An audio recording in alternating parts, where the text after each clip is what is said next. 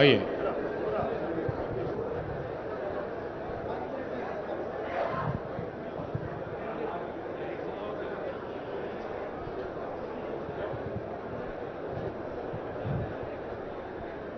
ఈరోజు గౌరవ ముఖ్యమంత్రి గారు రేవంత్ రెడ్డి గారు, గౌరవనీయులు సహచర మంత్రివర్గ పెద్దలు, భారీ నీటిపారుదల శాఖ మంత్రివర్యులు ఉత్తమ్ కుమార్ రెడ్డి గారు, అదేవిధంగా సిపిఐ ఫ్లోర్ లీడర్ పెద్దలు సాంశ్రీరావు గారు, ఎంఐఎంకు సంబంధించిన గౌరవ శాసన సభ్యులు, శాసన మండలి సభ్యులు, అదేవిధంగా పెద్దలు మంత్రివర్యులు తుమ్మల నాగేశ్వరరావు గారు, పెద్దలు కృష్ణారావు గారు, పెద్దలు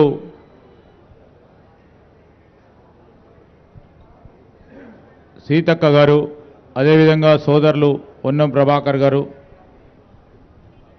శాసన మండలి గౌరవ సభ్యులు,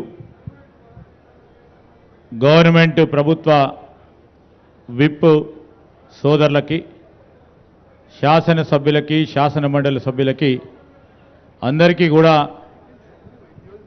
హృదయపూర్వకంగా మా ప్రాంతవాసులందరి తరఫున హృదయపూర్వకంగా ఆహ్వానం పలుకుతూ,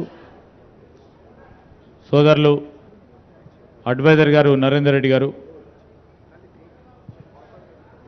అటువైపు కూర్చున్న రాష్ట్ర స్థాయి మీడియా ప్రతినిధులు, ఇరిగేషన్ డిపార్ట్మెంట్కి సంబంధించిన ప్రిన్సిపల్ సెక్రటరీ గారు,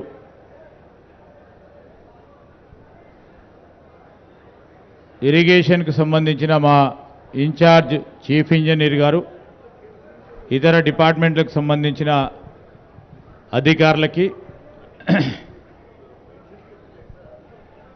స్థానిక పాత్రికేయ మిత్రులకి, ఇతర సోదరులందరికీ మరొకసారి హృదయపూర్వకంగా నమస్కారాలు తెలియజేస్తూ, ఇప్పుడు మొదటగా నేను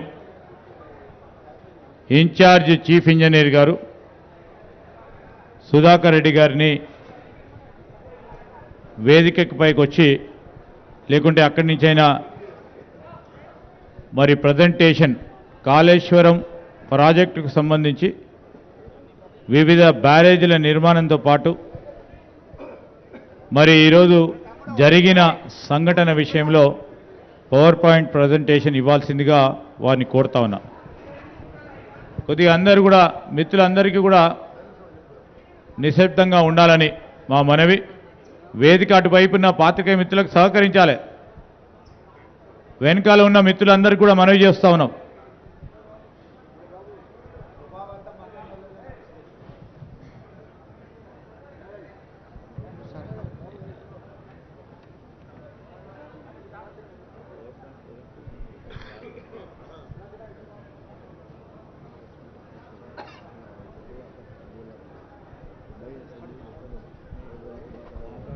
వేదికను అలంకరించిన గౌరవ ముఖ్యమంత్రి గారు, అలాగే అందరి మంత్రివర్యులు, ఎమ్మెల్యేలు, ఎంపీలు, అలాగే గౌరవ ఆఫీసర్లు, ప్రజాప్రతినిధులు అందరికీ కూడా నమస్కారం సార్.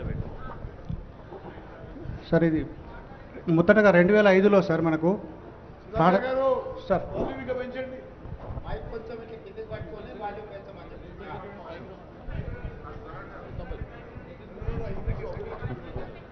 సార్ మనకు 2005లో అప్పుడే ప్రభుత్వం మనకు డాక్టర్ బిఆర్ అంబేద్కర్ ప్రాణహిత చెవుల ప్రాజెక్ట్ అనేది మనకు కన్సెప్టలైజ్ చేశారు సార్. మొదటగా 16 తెలంగాణ ప్రాంతంలోని పాత 7 జిల్లాలలో 16,40,000 ఎకరాల ఆయకట్టుకు సాగునీరు, తాగునీరు మరియు ఇండస్ట్రియల్ వాటర్ అందించడానికి గాను 160 టీఎంసీని తుమ్మిడిహెట్టి దగ్గర బ్యారేజ్ నిర్మించి 152 లెవెల్తో మన అక్కడి నుంచి తరలింపు చేయడానికి కొరకు 38,500 కోట్లతో మొదటగా మనకు అడ్మినిస్ట్రేటివ్ అప్రూవల్ ఇవ్వడం జరిగింది సార్. తర్వాత దాన్ని మనం 7 లింక్స్ 28 ప్యాకేజ్ కింద డివైడ్ చేసి తర్వాత వర్క్స్ ప్రోగ్రెస్ చేసినాం సార్. తర్వాత మనం ఏంటంటే ఆ తుమ్మిడిహెట్టి ప్రాజెక్ట్ మనకు మహారాష్ట్ర మరియు అలాగే మన అప్పటి ఆంధ్రప్రదేశ్ కంబైన్డ్ స్టేట్లో ఉంది కనుక ఇంటర్ రాష్ట్ర స్టేట్లో వాళ్ళకి కొన్ని అంటే 152 లెవెల్ మనం ఏదైతే ప్రపోజ్ చేసినామో వాళ్ళ ఆయకట్ మన సబ్మర్జెన్స్ ఏరియా మనకు కొంచెం ఎక్కువ ఉండడం వల్ల వాళ్ళు కొంచెం రెసిస్ట్ చేశారు సార్. తర్వాత అంటే మనకు తర్వాత 160 టీఎంసీలలో సార్ మనకు drinking water 10 TMC for en route villages, అలాగే 30 TMC drinking water to twin cities of Hyderabad and Secunderabad, అలాగే 16 టీఎంసీలు ఇండస్ట్రియల్ వాటర్కి మనకు అప్పుడు అలొకేషన్ చేయడం జరిగింది సార్. తర్వాత సార్ మొత్తం మనము డాక్టర్ బిఆర్ అంబేద్కర్ ప్రాణహిత ప్రాజెక్టులో సార్ 36,257.83 కోట్లతో అగ్రిమెంట్ వాల్యూ చేసినాం సార్. సార్ అప్పటి పాత 7 జిల్లాలకు 16,40,000 ఎకరాల ఆయకట్టుకు మనము ఆయకట్టు ఇచ్చాం సార్. అయితే అప్పటి పవర్ రిక్వైర్మెంట్ వచ్చేసి మనకు 3,466 మెగావాట్లు అప్పుడు మనకు నిర్ణయించాం సార్. అలాగే ఆ ప్రాజెక్టు కట్టడానికి కొరకు మనము డిపిఆర్ కూడా మనం అప్పుడు సెంట్రల్ గవర్నమెంట్ సిడబ్ల్యూసీకి సబ్మిట్ చేసినాం సార్. ఇన్ ప్రిన్సిపల్ క్లియరెన్స్ మనకు 4/2010లో అంటే ఏప్రిల్ 2010లో వచ్చింది సార్. అలాగే కొన్ని సిడబ్ల్యూసీ డైరెక్టర్స్ రేట్లో సెంట్రల్ సాయిల్ రీసెర్చ్ మెటీరియల్ కానీ కన్స్ట్రక్షన్ మెషినరీ కన్సల్టెన్సీ అలాగే కొన్ని వాటి డైరెక్టరేట్ నుంచి కూడా మనకు అనుమతి లభించింది సార్. అయితే మనకు వీటికి పబ్లిక్ హియరింగ్ చేయడం జరిగింది సార్ మనకు అప్పుడు అది సిడబ్ల్యూసీలో మనం భాగం క్లియరెన్స్కి.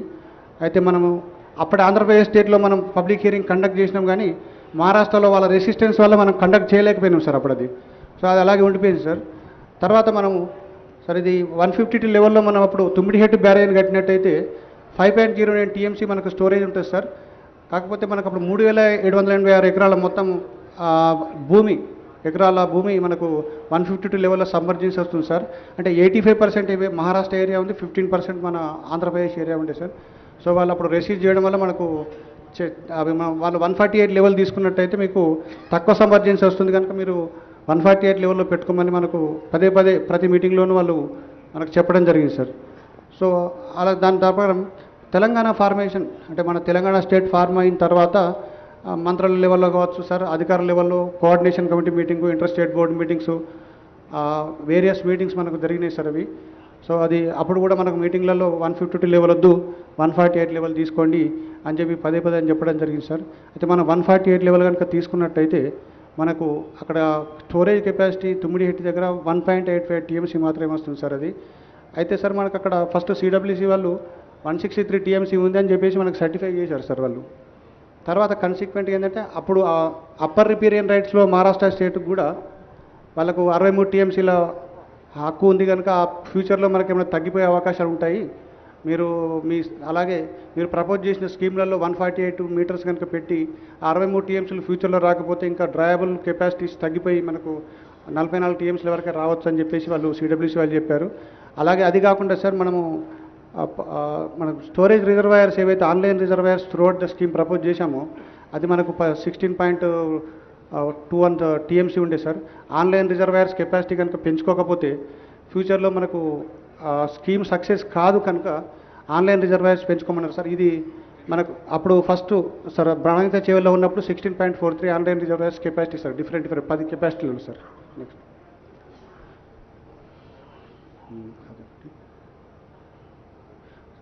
సార్ ఇది ఇంక్రీజ్ సార్. మనము తర్వాత అది 148 లెవెల్ వచ్చిన తర్వాత సార్ వాళ్ళు ఒప్పుకోకపోతే మనము ఆల్టర్నేట్ సోర్సెస్ చూడాలని చెప్పేసి అప్పటి గవర్నమెంట్ ప్రభుత్వం ఆర్డర్ చేసింది సార్. అలాగే దాని ప్రకారం మనము వ్యాప్కోస్కు దీన్ని డిపిఆర్ తయారు చేసి ఇన్వెస్టిగేట్ చేయమని ఆదేశాలు ఇవ్వడం జరిగింది సార్. దాని ప్రకారం వాళ్ళు ఇక్కడ లింక్ 1లో మనకంటే గోదావరి మీద 3 బ్యారేజ్లు, మన కాళేశ్వరం ప్రాజెక్టు అంటే మేడిగడ్డ, అన్నారం, సుందిలో దగ్గర 3 బ్యారేజ్లు 3 పంపులు కట్టేసి కట్టమన్నారు సార్. మొత్తం ఆన్లైన్ కెపాసిటీస్ రీఇంజనీరింగ్ తర్వాత 140 టీఎంసీకి పెరిగింది సార్. ఇది sir reasons for re-engineering sir. మనం అప్పుడు అంటే ఫస్ట్ లింక్ 1 ఒకటి అంటే తుమ్మిడిహెట్టు నుంచి ఎస్వైపికి ఉన్న లింక్ 1 రీఇంజనీరింగ్ తర్వాత మనము మేడిగడ్డ నుంచి మనము అదే ఎల్లంపల్లికి మనం మార్చుకోవడం జరిగింది సార్. 3 బ్యారేజ్లు కట్టేసి ఇక్కడ అవైలబిలిటీ ఆఫ్ వాటర్ సిడబ్ల్యూసీ వాళ్ళు మనకు 286 టీఎంసీ ఉందని సర్టిఫై చేశారు సార్. సో దానివల్ల మనం ఇక్కడ అప్పుడున్న వ్యాప్కోస్ సంస్థ మనకి ఇక్కడ బ్యారేజ్లు కట్టమని డిపిఆర్ ఇవ్వడం జరిగింది సార్.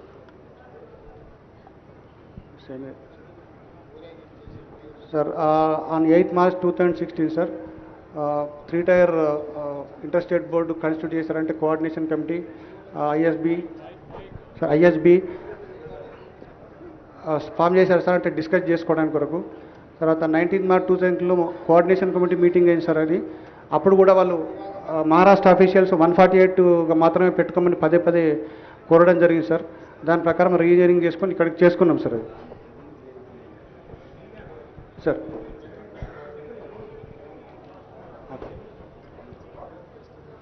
ఫైనల్గా సార్ మనకు 23rd August 2016 రోజు మహారాష్ట్ర సీఎం గారు అలాగే అప్పుడున్న తెలంగాణ ముఖ్యమంత్రి గారు కూడా 148 మీటర్స్కి అగ్రి అవ్వకుంటూ ఒక అగ్రిమెంటు అంటే మెమోరాండం ఆఫ్ అండర్స్టాండింగ్లో సైన్ చేశారు సార్.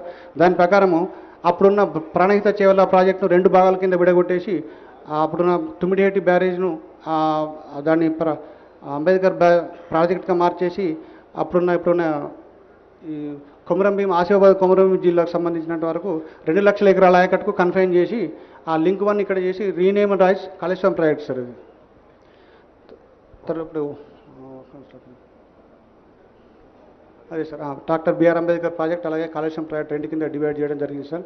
ఇక్కడ 20 TMC of water 22 lakhs acres Adilabad జిల్లాలో, అంటే అప్పటి ఆదిలాబాద్ జిల్లా ఇప్పుడు కొమరంభీం సార్.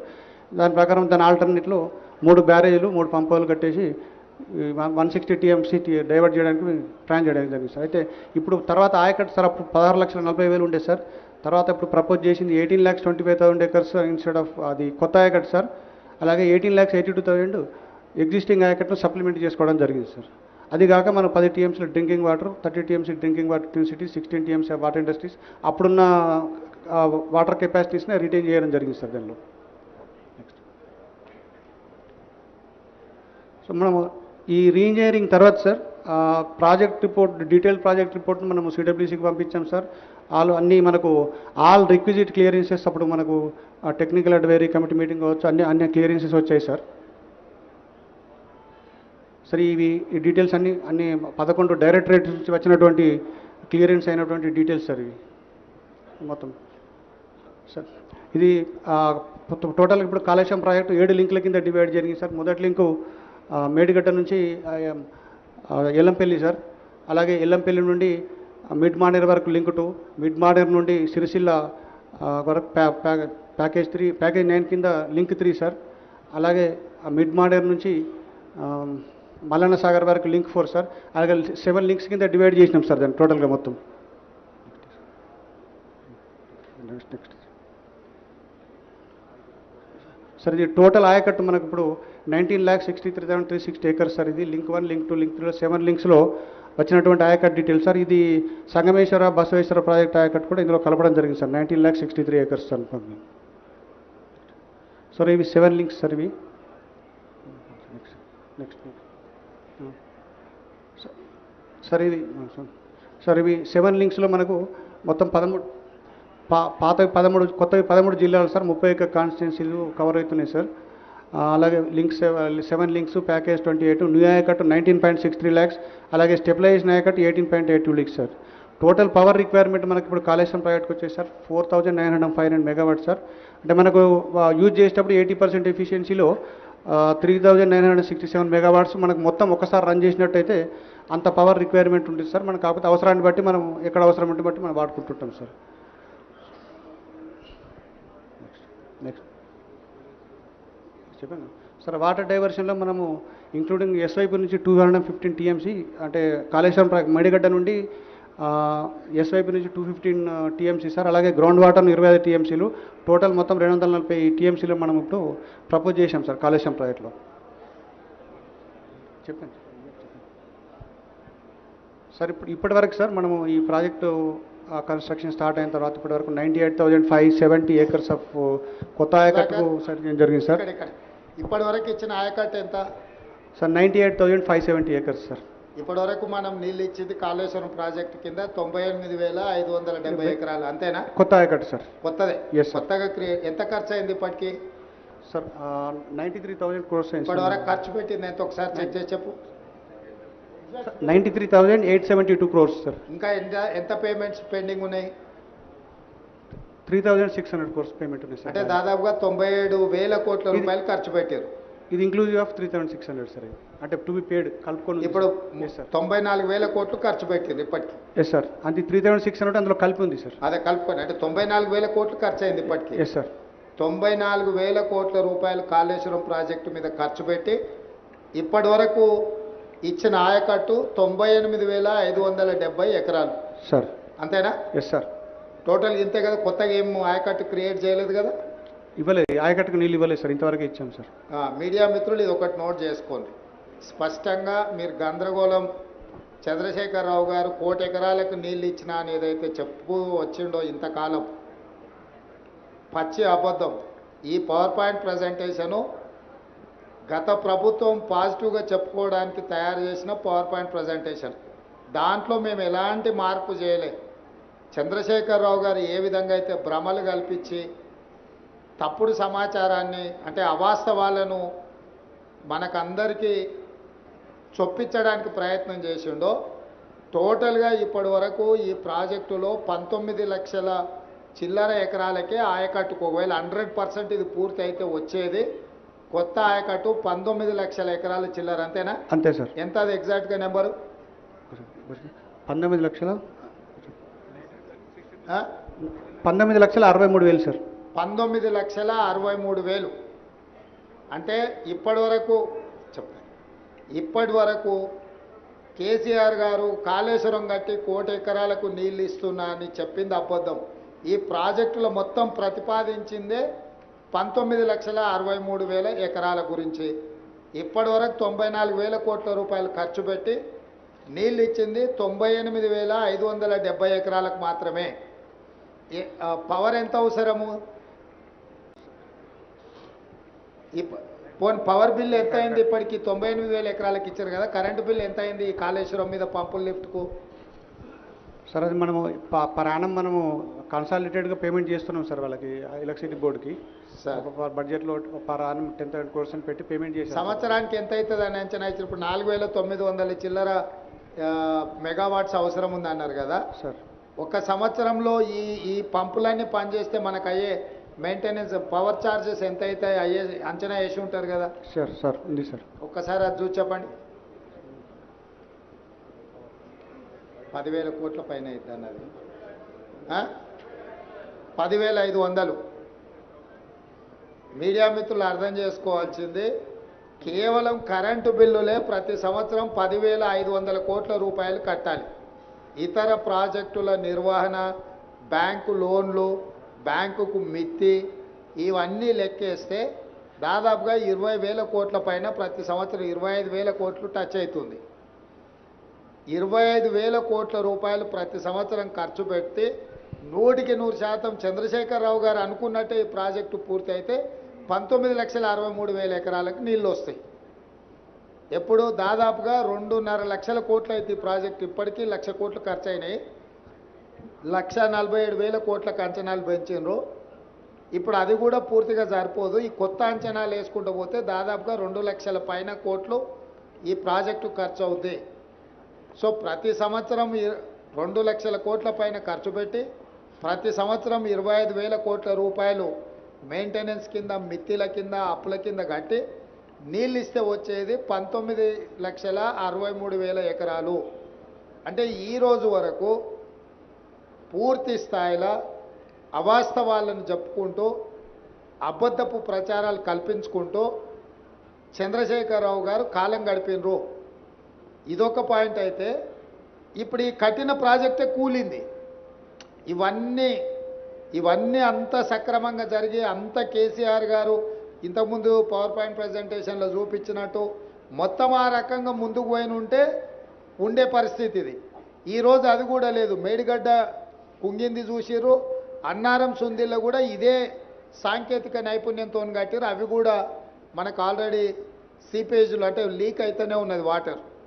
కాబట్టి ఇక్కడ మీకు ఈ పవర్ పాయింట్ ప్రజెంటేషన్లో ఇంకేమన్నా ఉన్నదా ఫర్దర్ చూపించాల్సింది సుధాకర్? అంటే నార్మల్గా దీన్ని మెడిగడ్డ కంక్లూడ్ చేయి. అదైనాక కూలింది అవి ఉన్నాయి కదా, వాటి పిక్చర్స్, వీడియోస్ ఏమన్నా ఉంటే చూపించు.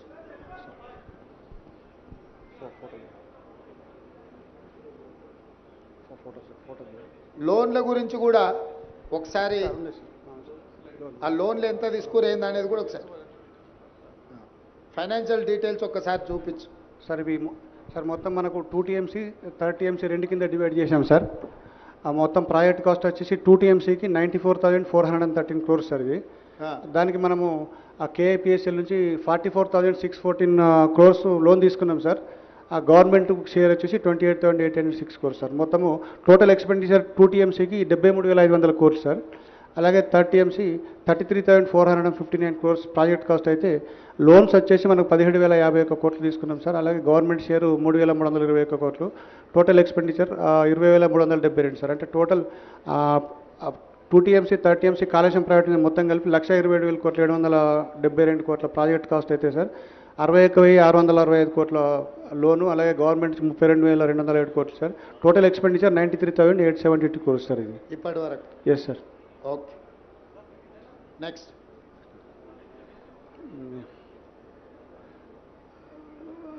సార్ ఇవి మనము ఆ ప్రిన్సిపల్ అమౌంట్లో మనము ఇయర్ వైజ్ మనం తీసుకున్న లోన్స్ ఇంట్రెస్ట్లు సార్. ఇవి ఆ ప్రిన్సిపల్ అమౌంట్ అంటే ఇయర్ వైజ్ సార్ 1920, 2021, 21-22, 22-23లో ఇంట్రెస్ట్ మనం గ్రాండ్ టోటల్ ఉంది కదా. Yes sir.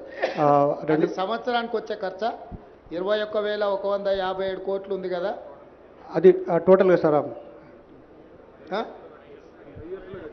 5 years sir. అది మొత్తం టోటల్గా అంటే 1920 నుంచి 23-24 వరకు మనము అది principal paid amount sir. Paid principal amount interest sir. Okay, మంచి. ఈ ల్యాండ్ ఎక్విజిషన్ సార్. ఇప్పుడు మనము టోటల్ ల్యాండ్ రిక్వైర్డ్లో మనం 97,477 ఎకరాలు మనకు మొత్తం ల్యాండ్ ఎక్విజిషన్ అవసరం ఉంది సార్. అందులో 66,190 ఎకరాలు అక్వైర్ చేసినాం సార్. దాంట్లో balance land to be acquired ఇంకా 31,200 ఎకరాలు చేయాలి. ఫండ్స్ రిక్వైర్డ్ ఫర్ బ్యాలెన్స్ వెళ్ళి 5,438 కోట్లు కావాలి సార్. అలాగే ఐపీ క్రియేషన్కి వచ్చేటప్పటికి మన టోటల్ కంటెంప్లేటెడ్ ఆయకట్టు 19,63,360 ఎకరాలు సార్. ఆయకట్టు క్రియేటెడ్ 98,570 సో ఫార్. బ్యాలెన్స్ ఆయకట్టు క్రియేటెడ్ 18,64,790 సార్. సో దానికి funds requirement sir. Creation of balance contemplated ఆయకట్టుకు చేయాలంటే మనకి ఈ అవైలబుల్ ఐపీ క్రియేషన్ అని ఇచ్చినావు కదా sir. Total ayacut contemplated 19,63,360 acres. అవును సార్. Ayacut created 98,570 acres. అవును సార్. బ్యాలెన్స్ ఆయకట్ వచ్చేసి 18,64,790. అవును సార్. అంటే మిగతా వర్క్ అంతా పూర్తి చేస్తే కానీ ఆ 18 లక్షల ఎకరాలు మనం ఇయ్యలేము. అవును సార్. ఇది అఫీషియల్ లెక్కనే కదా. అవును సార్. మీడియా మిత్రులు ఈ పాయింట్ను నోట్ చేసుకోండి. అంటే మనకు ఇప్పుడు అంటే ఇప్పటి వరకు కేసీఆర్ గారు 1 కోటి ఎకరాలు కాళేశ్వరం కట్టి 1 కోటి ఎకరాలకు నీళ్ళు ఇచ్చిన అని ఏదైతే చెబుతూ వచ్చిండో, 1 కోటి కాదు కదా 1,00,000 ఎకరాలకు కూడా నీళ్ళు ఇవ్వలేదు. 1,00,000 కోట్లు ఖర్చు అయినా 1,00,000 ఎకరాలకు నీళ్ళు ఇవ్వలేదు. ఇది వాస్తవం. Okay, next. సరే సరే సరే ఇది కాళేశ్వరం ప్రాజెక్టులో భాగంగా కట్టినట్టు Medigadda barrage over view sir ఇది. ఓకే, ఇది లింక్ 1 సార్. మనం కాళేశ్వరం నుంచి ఆ గ్రావిటీ కెనాల్ ద్వారా అన్నారం బ్యారేజ్, సుందిల్లా బ్యారేజ్, అలాగే ఎల్లంపల్లి 3 లింక్ 1 సార్ అది.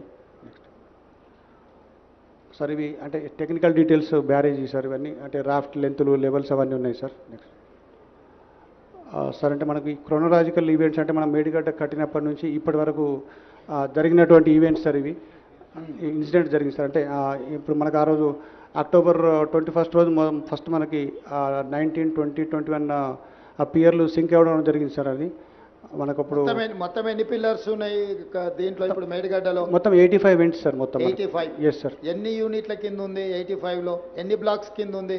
మొత్తం 8 బ్లాక్స్ ఉన్నాయి సార్. 8. Yes sir. 85 పిల్లర్లు, 8 బ్లాక్లు సార్.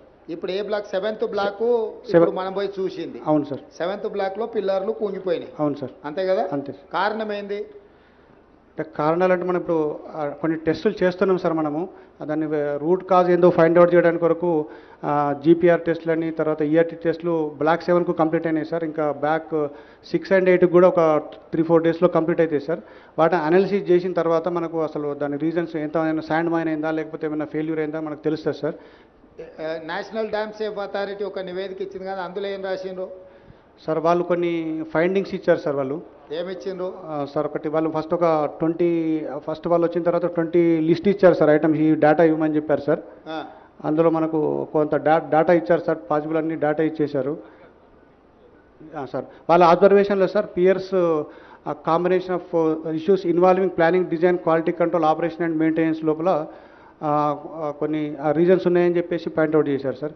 అలాగే primary reason for the failure is the settlement of the raft which could be due to various reasons including failure of upstream secant pile due to barrage load. అంటే upstream secant పైల్లో barrage కనుక load increase అయిపోయి కింద ఏమైనా జరిగినప్పుడు uplift లేకపోతే అది కూడా ఒక రీజన్ కావచ్చు అని చెప్పి చెప్పారు సార్. అలాగే construction deficiency due to lack of stringent quality control అని అన్నారు సార్ వాళ్ళు. అంటే కన్స్ట్రక్షన్లో నాణ్యత లోపం అన్నట్టే కదా దాని అర్థం? ఎస్ సార్, ఉండొచ్చు అనే అవకాశం అన్నారు సార్. అది కూడా కారణం కావచ్చు అని అన్నారు సార్. అదే తర్వాత అబ్జర్వేషన్ సంథింగ్ కాబట్టి ఇన్ని ఉన్నాయి sir. The barrage has been ఎప్పుడు గుర్తించారు దీంట్లో? ఇప్పుడు 2023 నువ్వు మీరు రాసిన డేట్ ప్రకారము వెనక్కి వెళ్ళండి ఒక్కసారి. లేదు ఇప్పుడు మీరు ఫస్ట్ గుర్తించిన మనం రాసింది కదా 24th October 2023 కదా? 21 October sir evening. 21st October ఇదైంది, 24th October అన్నారు కదా సార్. 2020లోనే ఇది ప్రాబ్లం ఉందని లెటర్ రాసింది ఉంది కదా, దాని వివరాలు ఏడున్నాయి సార్? అది మనము ఫస్ట్ వాటర్ ఇంపోర్ట్ చేసిన తర్వాత 2020లో మనకు 10,68,000 అరౌండ్ క్యూసెక్స్ డిశ్చార్జ్ వచ్చింది సార్. అయితే అప్పుడు కంటిన్యూస్గా మనకు రెయిన్స్ రావడం జరిగింది, ఫ్లడ్ కూడా ఫ్లో అయినప్పుడు మనము నార్మల్గా గేట్లన్నీ ఫ్రీ ఫ్లో కండిషన్లో పెడతాం సార్. బోత్ సైడ్స్ మొత్తం లిఫ్ట్ చేసి పెట్టుకుంటాం sir. Up stream, down stream 2 ఫేస్లు సేమ్ ఉంటాయి సార్. అప్పుడు అక్కడ మనము డౌన్ స్ట్రీమ్ ప్రొటెక్షన్ వర్క్స్ అంటే సీకెంట్ పైల్ వేసిన తర్వాత డౌన్ స్ట్రీమ్ ప్రొటెక్షన్ వర్క్స్ అంటే ఫ్లెక్సిబుల్ ఆపరాన్స్, ఆ సీసీ బ్లాక్స్, ఫిల్టర్లు వేసి పెడతాం సార్ అప్లిఫ్ట్ ప్రెషర్ రిలీఫ్ కావడానికి కొరకు. సో అవి ఆ బ్లాక్స్ 2020లో ఏదో సమస్య ఉందని మీరు ఎల్ఎన్టీకి లేఖ రాసిండ్రు కదా? అదే సార్, ఈ బ్లాక్స్ మనకు వాష్అవుట్ అయినాయి సార్ ఆ విలాసితోని. అవి రెక్టిఫై చేయమని చెప్పి అప్పుడున్న అధికారులు రాయడం జరిగింది సార్. Okay, next. అంటే ఈ సమస్య 2020లోనే గుర్తించి లేఖ రాసి అధికారులు ఎల్ఎన్టీకి చెప్పడం జరిగింది. Yes sir. దీంట్లో సమస్య ఉన్నదని. అవును సార్. దాన్ని రెక్టిఫై చేసుకోకుండా అట్లే ముందుకెళ్ళి 2023కి వచ్చే వరకల్లా కుంగిపోయే పరిస్థితి వచ్చింది. అంతే కదా? నెక్స్ట్. అంటే సార్ ఇంకా ఫర్దర్ అబ్జర్వేషన్స్లో the barrage has been designed as a floating structure but constructed as a grid structure taking down stream cut off up to impervious strata altered and uplift pressure due to blocking surface. అంటే వాళ్ళు impervious data దాకా తీసుకుపోయినారు, మీరు తీసుకుపోయినారేమో అని వాళ్ళకు ఒక అనుమానం sir. అంటే data వాళ్ళు ఫస్ట్ ఇనిషియల్గా ఇచ్చిన రిపోర్ట్లో, తర్వాత dam owners have not maintain the cement concrete blocks అది లాంచింగ్ అప్రాన్స్. అంటే మనం ఇంతకుముందు డిస్కస్ చేసింది సార్, మీరు అడిగారు కదా సార్, అది ఆ బ్లాక్స్ మనకు డిస్ప్లేస్ అయిపోయి కొన్ని వాష్ అవుట్ అనే దాంట్లో కూడా వాళ్ళు సరిగ్గా మెయింటైన్ చేయలేదు తర్వాత కన్సిక్వెంట్గా అని చెప్పేసి అడిగారు సార్. తర్వాత non complaints of dam safety act 2021 in pre and post monsoon inspection to check for unusual behaviour. Okay, next. తర్వాత మన అప్పుడు ఉన్న స్పెషల్ చీఫ్ సెక్రటరీ గారు అవి మీరు కొంచెం మాకు టైం ఇవ్వాలి, డేటా ఇస్తామని చెప్పి అన్నారు సార్. తర్వాత అవన్నీ మీరు ఏదైతే అబ్జర్వేషన్ చేశారో మీరు ఫుల్గా టెస్ట్ చేసి అసర్టైన్ చేసుకున్న తర్వాత కామెంట్ చేస్తే బాగుంటుంది సార్. నేను వీల్ ఆల్సో టేక్ దట్ అని చెప్పి మనకు ఒక లెటర్ రాశారు సార్ అప్పుడు. తర్వాత ఈ తర్వాత మనము ఇన్వెస్టిగేషన్ కూడా ఎల్ఎన్టీ వాళ్ళు కూడా ఇన్వెస్టిగేషన్ స్టార్ట్ చేశారు సార్. అది నేను చెప్పినటువంటి జిఆర్పి ఈఆర్పి టెస్టులు తర్వాత జీపీఆర్ టెస్టులు కూడా కండక్ట్ చేయడం జరిగింది సార్. ఒక 1 వీక్ 10 డేస్లో దాని యొక్క అనాలిసిస్ చేస్తే మనకు కొంచెం రీజన్స్ వచ్చే అవకాశాలు ఉంటాయి sir. Next. NDSA way forwards అంటే the project designs and drawings need to be examined along with the results of geotechnical and geo investment. అంటే వీళ్ళు అంటే నెంబర్ ఆఫ్ పాయింట్స్ అని ఇచ్చారు sir. Considering the commonalities and likelihood of the piping failure of the blocks resulting in similar failure in very much possible. Therefore all piers and drafts of the barrage must be survey. అంటే మొత్తం టెస్టులు చేయండి, అది వచ్చిన తర్వాత మనము దాని తర్వాత వాటర్ కూడా స్టోర్ చేయొద్దు అంటిల్ ఫర్దర్ ఆర్డర్స్, దాన్ని రెక్టిఫికేషన్ చేసేంత వరకు ఏం చేయకండి అని చెప్పి వాళ్ళకు ఇన్స్ట్రక్షన్స్ ఇచ్చారు సార్. తర్వాత crack should be mentioned through standard method. Crack should be monitor through the standard method అన్నారు సార్. ఇప్పుడు మేడిగడ్డ, అన్నారము, సుందిల్ల ఈ 3 బ్యారేజీలు ఒకే రకమైన సాంకేతిక నైపుణ్యంతో కట్టినాయి కదా, technology one and the same కదా? ఒకటే సార్, వేరే వేరే ఏం లేదు. లేదు సార్, ఒకే రకమైన టెక్నాలజీ. Yes sir. సో ఇప్పుడు ఇక్కడ వచ్చిన ప్రాబ్లం అన్నారంలో సుందిల్లలు కూడా రావడానికి ఉంది కదా? అంటే సార్ ఇప్పుడు అక్కడ కూడా చిన్న చిన్న అబ్జర్వేషన్ చేసేటప్పుడు గ్రౌడ్ చేశారు సార్, కొంతవరకు గ్రౌడ్ చేయడం వల్ల సేఫ్గా ఉండిపోయింది సార్ అది కొంత. అంటే ఇప్పుడు నువ్వు సీపేజ్ వచ్చింది, దాన్ని ఏదో చేసి రిపేర్ చేసినావు. Yes sir. కానీ ఏమీ రాకుండా అయితే లేదు కదా? లేదు సార్. రేపు భవిష్యత్తులో ఇప్పుడు మనకు మేడిగడ్డలో నీళ్లు నింపలేదు, మొత్తం వదిలేసినాం కదా. Yes sir. అన్నారంలో నీళ్లు నింపున్నాయా, తీసేసినామా? మొన్న తీసేసాను సార్, కొంత డెడ్ స్టోరేజ్ 5 TMC ఉండే సార్, అది కూడా మొన్న అంటే అప్ స్ట్రీమ్ టెస్ట్ చేయడానికి వరకు తీసేసినాం సార్. సుందిల్లలో అని. సో ఇప్పుడు మంత్రి గారు చెప్తున్నారు మూడిట్లలో మీడియా మిత్రులకు అర్థం కావాల్సింది ఏంటంటే ఇప్పుడు ఎక్కడ నీళ్లు లేవు, నీళ్లు నింపితే ఇంకా ఏం ప్రాబ్లమ్స్ ఉన్నాయో బయటకు వస్తాయి. మన ఇంటి మీద నీళ్ళ ట్యాంక్ ఉంటే మనకు నీళ్లు గారుతుంటే నీళ్ళని తొలగిస్తే ట్యాంక్ అట్లా కనిపిస్తుంది. నీళ్లు నింపితే కానీ వాస్తవంగా ఇంకెంత ప్రాబ్లం ఉంది, రేపు భవిష్యత్తులో రాబోయే ప్రాబ్లం కూడా అర్థమైంది. ఇప్పుడు కూడా మీడియా మిత్రులకు మేడిగడ్డ, అన్నారం, సుందిల్ల 3 ఒకే రకమైన సాంకేతిక నైపుణ్యంతో కట్టింది. ఇప్పుడు మనం మేడిగడ్డ దగ్గర ఉన్నాం, దీనిపైన అన్నారం, దానిపైన సుందిల్ల. సో ఈ మూడిట్లలో కూడా ఒకే రకమైన సమస్యలు, దీంట్లో తీవ్రత ఎక్కువగా అనిపిస్తుంది. అందులో కూడా నీళ్లు కారడమో లేకపోతే సమస్యలు వచ్చినాయి. వీటన్నిటిని కప్పిపుచ్చడానికి ఇప్పుడు అన్ని నీళ్లు తీసిపెట్టేసారు, ఎలక్షన్ల ముందర ఇది ఇష్యూ అవుతాయి. ఇప్పుడు ఎండాకాలం కాబట్టి నీళ్ళు వచ్చేది తక్కువ ఉంది, నీళ్లు మనం కూడా నింపితే ప్రమాదం ఉంది కాబట్టి నింపలే. ఇప్పుడు దీంట్లో స్పష్టంగా అర్థం చేసుకొని ముందుకు వెళ్ళాల్సిన అవసరం ఉంది. అందుకే మీడియా మిత్రులకు వీటన్నిటిని కూడా పవర్ పాయింట్ ప్రజెంటేషన్ ఇవ్వడం జరిగింది. ఇప్పుడు విజిలెన్స్ అండ్ ఎన్ఫోర్స్మెంట్ వాళ్ళను టేకప్ చేసి మీ అబ్జర్వేషన్స్ చెప్పాల్సిందిగా కోరుతున్నా.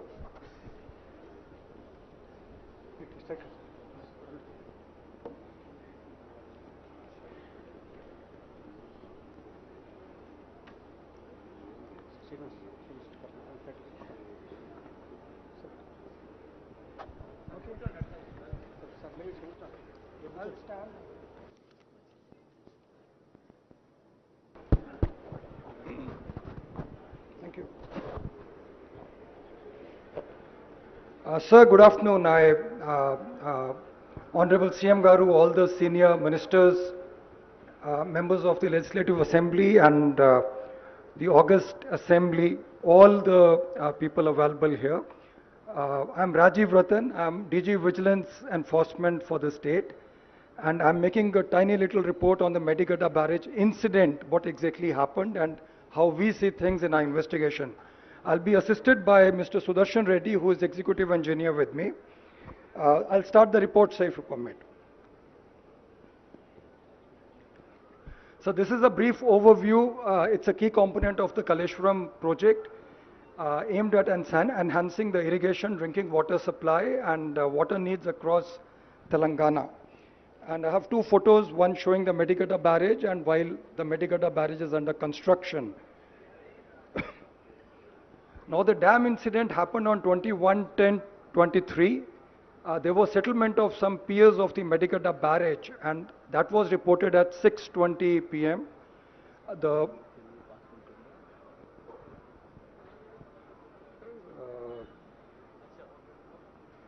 my presentation, okay. The motorable road on top of the barrage suddenly developed a pronounced dip and at 6 p.m. the water level reported was 98 meters with a corresponding storage of 10.33 TMC. Inflows were 14.98 and outflows were 13.1 cusecs. Upon noticing the incident, the barrage authorities released the stored water. They cleared the barrage by opening the gates and they reported the matter to the police and got an FIR registered in the PS Mahadevpur. The FIR hinted at some sabotage by unknown people. They requested action against those people, sir. This is a view of the road sunk on top of the barrage, which was very obvious on the 21st of October. And there is a side view from where we can see the dip in the road circled in the right, in the red ink.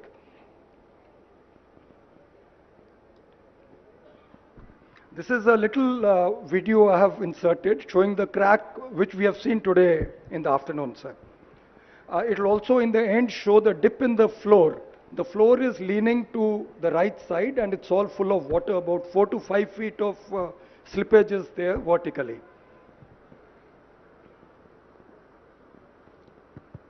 Hello. Rajiv ji, all these photos and videos, please release to the press directly. Yes, sir, I'll do that, sir. Okay.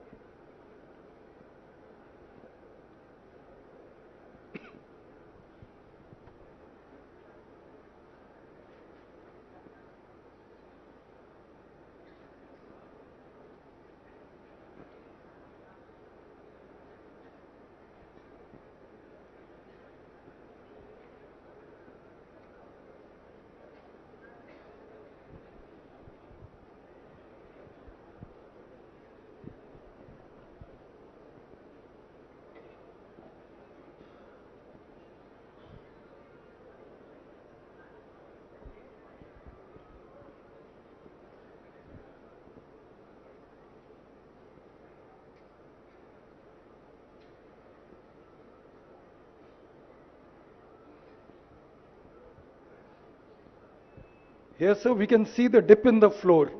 The entire water logging is on the right side. So it's about 4.5 feet dip there.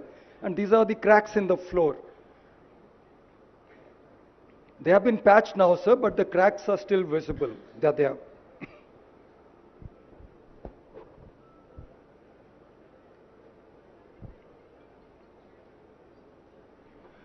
These are the fractal cracks on the front side on the top of the pillars, sir. We went up on the walkway and took the photos there.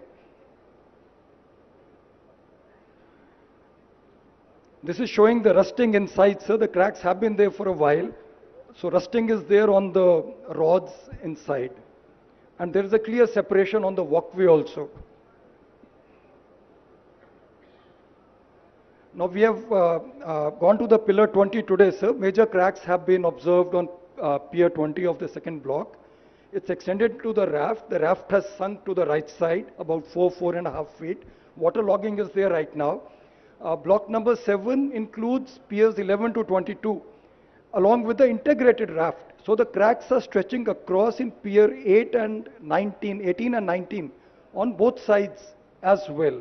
So those cracks also, some of them are being shown here. So you can see the non-vertical kind of lines stretching through. These are hairline cracks, but they appear to be really developing into big ones now, sir. Now, sir, this is the same thing which the CE Garu has already said. So I'll not repeat this. I'll just jump to the next slide, sir. Now here, sir, we had the initial sanctions. Estimated cost was about 80,000 crores. And for Medigadda was 1853. And then there was a sanction of 25.91 crores for Medigadda on 1/3/16. Then L&T was the lowest bidder with the JV. And contract stipulated that the work has to be done by 26/8/2016. Medigadda Barrage had several revisions in the administrative approvals. I have a timeline chart in the end, sir, so I'll show whole thing there. Contract value has been rising from 1849 crores all the way to 4321 crores, which is about a 35% increase, sir. And the Kaleshwaram project's design capacity is 180 TMC per annum, that is 90-day working cycle, against the old project Pranita Chavela's of 160 TMC. But the actual water lifted in the last 5 years I've shown in the table, sir. So the total water lifted in 1920 is 34%. That is, we lifted 61% of 180 TMC capacity. After that, there has been a reduction. Next year it was 31 TMC, 33 TMC, and in 23-24 we have done 8.9. So if we take the average percentage, total lift has been done for 18.04% of the installed capacity of 180 TMC. So over the 5 years, we have not yet achieved the 180 TMC installed capacity here. It's only 162.36. Rajivji, 23-24 they have lifted only 8.9 TMC. That's right, sir. Out of 180. Yes, sir. So every year almost 180 TMC is the proposed thing. They have lifted 23-24 8.9 TMC. They have lifted 23-24, 22-23. Come on, come. మళ్ళొకసారి చూపించండి, అదే పెట్టండి screen మీద. 25 TMC, 21-22లో 33 TMC, 20-21లో 31 TMC, 19-20లో 61 TMC. These are the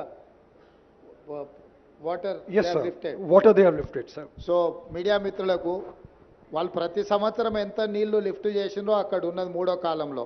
first దాంట్లో year, రెండో దాంట్లో ఈ capacity of TMC, మూడో కాలంలో ఏ సంవత్సరం ఎంత లిఫ్ట్ చేసిండ్రో అక్కడ ఉంది. సో 5 ఏళ్ళ కలిపి కూడా మొత్తం కలిపి 162 టీఎంసీ ఎత్తలే. ప్రతి సంవత్సరం 180 టీఎంసీ ఎత్తుతామని కట్టి 1,00,000 కోట్లు ఖర్చు పెట్టి ఇప్పటికీ ఈ పోయిన సంవత్సరం అయితే 8 టీఎంసీ. సో అంటే 4% యువతల పర్సంటేజ్ రాసిండ్రు. ఒక సంవత్సరం 4.9%, ఒక సంవత్సరం 14%, ఇంకో సంవత్సరం 18%, ఒక సంవత్సరం 17%, ఇంకొక సంవత్సరం 34%. సో ఏ సంవత్సరం కూడా ప్రతిపాదించిన దాంట్లో వాళ్ళ సక్సెస్ రేషియో ఏముందో దీన్ని బట్టి అర్థం చేసుకోండి. Next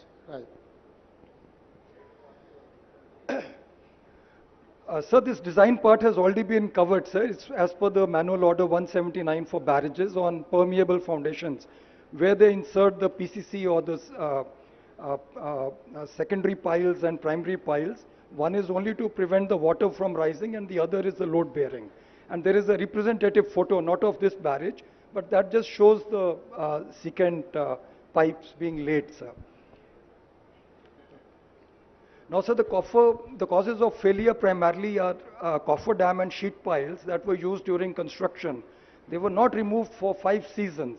In fact, today when we went there, we could have actually seen that entire thing. There is a lot of overload material towards the last set of piers and this side piers, both but ends. they have claimed the bills and they have not cleared the material. Yes, sir, we are checking that now. So that's a very serious thing. because that will get everybody in serious trouble. The MBs are being verified, sir. Now, that is going to reflect a lot of water from the edges towards a specific set of piers which are going to be doubly impacted. There is going to be a water punch impacting them. A lot of extra water is going to flow into those pillars and piers, and they are going to be seriously inundated with high-speed water. That water should have been actually distributed across the entire riverbed upstream, sir. So that problem is there. Second, the recommendations of the 3D model study to trim the upstream, downstream overburdens. That is the debris that's there. That was never followed, it was never cleared. Some of it is still lying there, sir. In fact, some of it is bedrock, it's probably some soft rock only, it's not granite, sir, but it should have been cleared off. The connection between the cut-off walls and the raft may not have been cast according to the approved drawings. So there is some potential damage which would have occurred due to the undermining of the raft itself, sir. Then observations of physical cracks between pier number 16 to 21 of block 7 suggest that there is a shear failure of the raft due to loss of the supporting material under the raft. So the water has actually flowed under the raft, carried the sand away, sir. So sand has moved off and the free flow water is there. Those I'll show you in the next 2-3 slides, sir. Now this is the old coffer dam. This is being dismantled. Part of it is still there. This was all done in January, February of 2024. These are very recent photos. This photo probably is of last week only, sir. So they have cut the whole thing and carried off most of the material. This is towards the block number 8, the last block, sir. The same photos of the sheet piles which are being dismantled now, sir. So you'll see somebody cutting with the gas and all.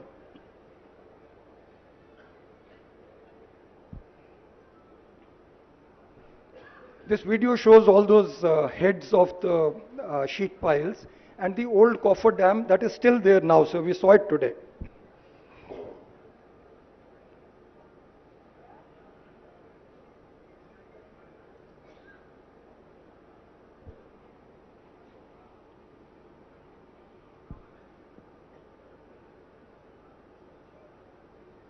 So a coffer dam contributes to uneven flow of water, sir. So some of the areas get inundated much more. There is high-speed water there, and some areas are left brand new. They don't even get any water in those gates and blocks, sir.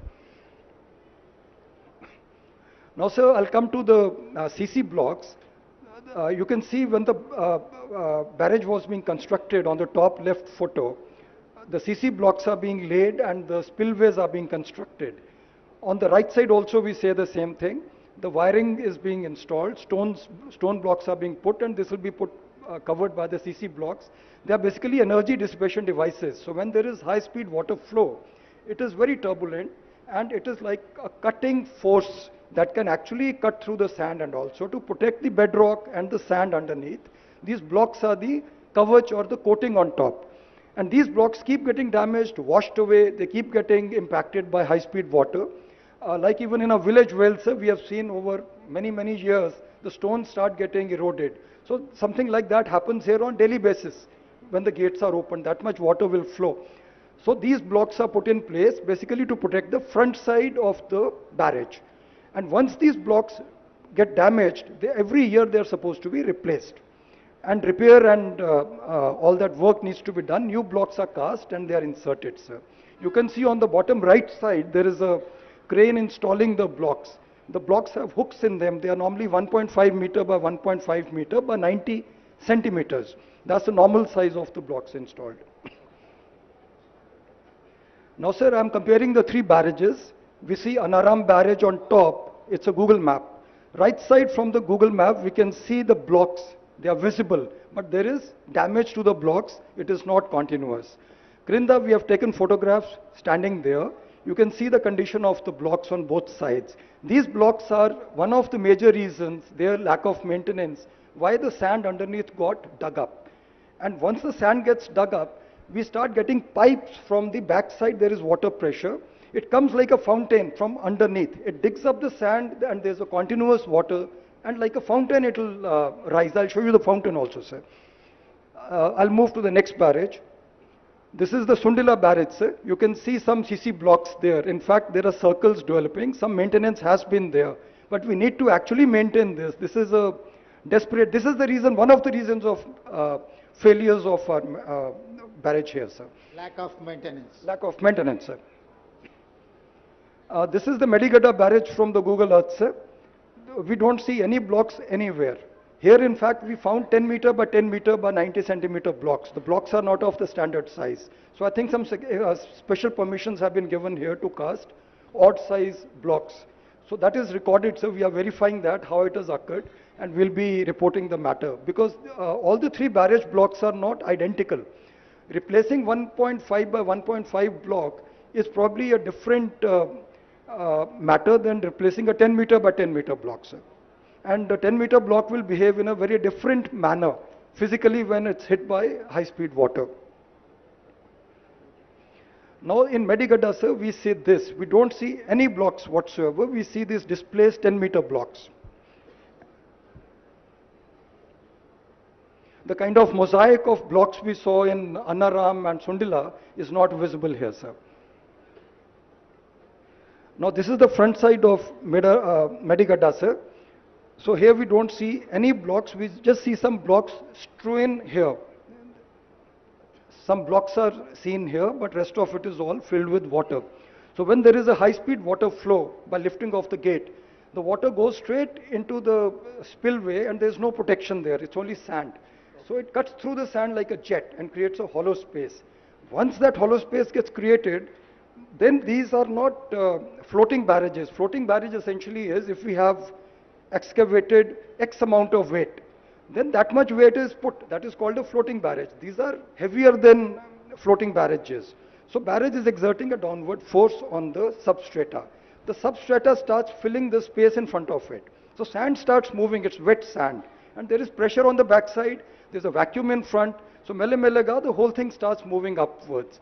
So we can see there are no blocks, there's no protection, and huge dips have formed there, and people are catching fish there in that area, sir. Similarly, sir, we see a lot of stripping of the spillway and the flows. The rods on the left photo are visible. On the right side, we see a big heap of... What is that, Rajiv? Sir, that is all the spillway coating that has got stripped off and separated from the floor, sir. Okay. On number 20 pillar, sir, we saw the floor sunk to the right side. So here it has been lifted and separated from the lower flooring. The top coat has got separated. Now, sir, since the barrage commissioning in 1920, the project authorities have not conducted inspections of all this, and they have not conducted maintenance of the CC blocks or the launching aprons. So aprons, spillways, everything has been kind of left to its fate. The dislodged CC Even blocks... left side you are getting some cracks, no? Yes, sir, that patch is... Some of the cracks are... Top layer is gone, sir. Okay. So you can see the saria below that, the torch steel is visible, sir. Okay. Now the torch steel is standing out, it has got separated, the layer has gone away. That's got washed off, sir. Now the dislodged CC blocks and the damage to the plinth slabs parametric joints were observed as early as November 2019. That is the first damage report we have, sir. This negligence has left the barrage at risk of piping and potential progressive failure. So piping is when the water starts flowing from under the barrage, sir. This is pillar 18, sir. You'll see piping here. This is the water bubbling through the sand. There is water stored on the back side. It's coming from under the barrage pillar and bubbling up. And you will see this about 10 meters, 20 meters downstream also. This is also there in Annaram barrage we have seen, sir. Media మిత్రులకి ఈ visual చూడండి, ఆ నీళ్ళు ఆ pillar దాని కింది నుంచి పైకి వస్తున్నాయి. అవతల సైడ్ ఉన్న నీళ్ళు Now you see that big fountain, పైకి వస్తున్న Pedda fountain there, sir. నేను go back Yes, sir. To the pillar, Rajiv. Yes, sir. ఈ పిల్లర్ దగ్గర చూడండి, ఆ నీళ్లు కింది నుంచి ఉబ్బికి వస్తున్నాయి. అంటే అవతల సైడ్ ఉండాల్సిన నీళ్ళు యువతలకి ఆ కింద మొత్తం పోవడం వల్ల అంటే కింద ఏం బునాది ఏం లేదు దాన్ని ఆపడానికి. ఆ కింది నుంచి నీళ్ళు వస్తున్నాయి చూడండి, దానికి కింది నుంచి లీక్ అయి పైకి వచ్చి ఇట్లా వెళ్ళిపోతున్నాయి. అంటే రేపు ఇప్పుడు కొంచెం వాటర్ ఉంటేనే అట్లుంది, మొత్తం నీళ్లు నింపినాం అనుకోండి అసలు ఏ పిల్లరు ఉండదు. ఇప్పుడు అక్కడున్న దగ్గర చూపిస్తున్నాం కదా, టోటల్గా కింద బునాది అనేది గట్టిగా లేకపోవడం వల్ల నీళ్లు కింది నుంచి వస్తున్నాయి. ఇక్కడ కంట్రోల్ చేసి గేట్లు ఎత్తుతే వెళ్ళాల్సిన నీళ్లు భూమిలో నుంచి కింది నుంచి పైకి వచ్చి బయటికి పోతున్నాయి. Okay Rajiv, next.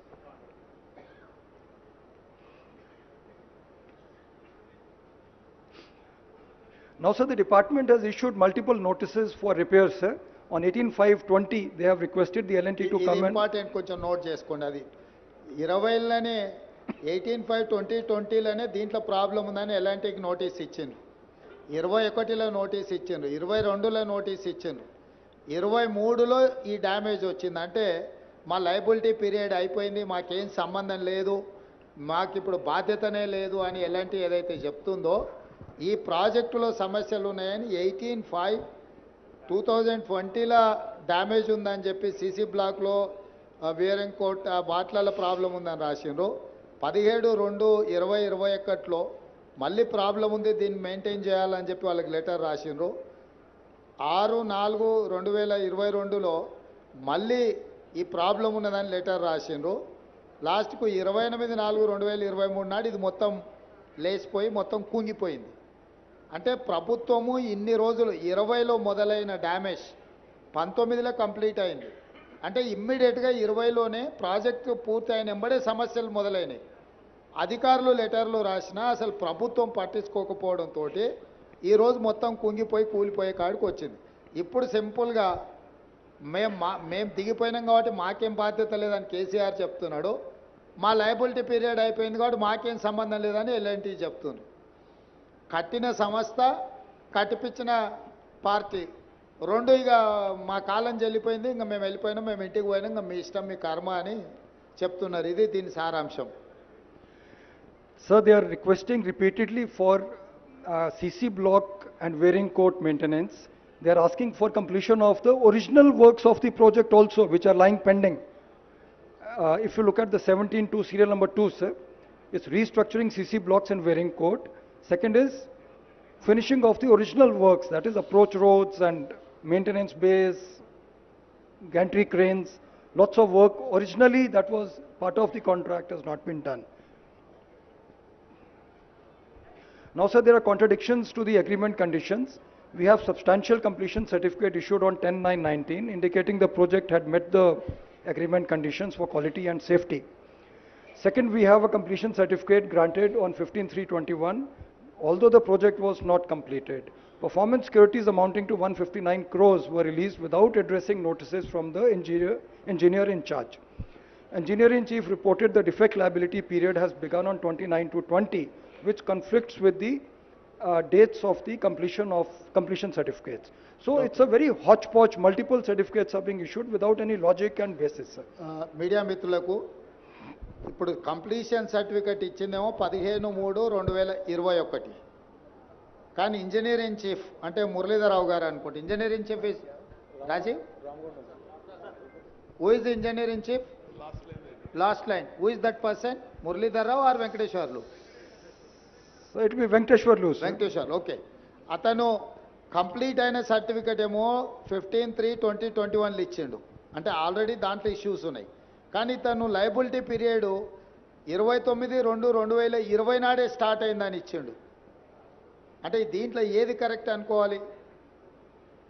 అంటే వెంకటేశ్వర్లని సర్వీస్ నుంచి కంప్లీట్గా టర్మినేట్ చేసింది. ఎందుకంటే ఇట్లాంటి మిస్టేక్స్ ఉన్నాయని విజిలెన్స్ అండ్ ఎన్ఫోర్స్మెంట్ ఇచ్చిన వాళ్ళ ఫ్యాక్ట్స్ అండ్ ఫిగర్స్తో ఇచ్చిన నివేదికతోని plus 159 crores they have released performance securities, అంటే సెక్యూరిటీ గ్యారంటీస్ ఉన్నాయన్నిటిని కూడా ఈ అన్ని ఛార్జెస్ వాళ్ళ మీద ఉండి ప్రాబ్లమ్స్ ఉన్నాయని నోటీస్ ఇచ్చినా కూడా అవి ఫుల్ఫిల్ చేయకపోయినా కూడా ఈ పేమెంట్లు కూడా రిలీజ్ చేసిండ్రు. Next Raju. So the scheduled inspections under the Dam Safety Act 21 are essential for assessing the condition of the dams and structures. The inspections are pre-monsoon, post-monsoon, and other scheduled checks, and the field engineers are responsible. All deficiencies identified during the inspections have to be reported to the SDSO, State Dam Safety Organization, for evaluation, etc. That is the rule, sir, rule position. Okay.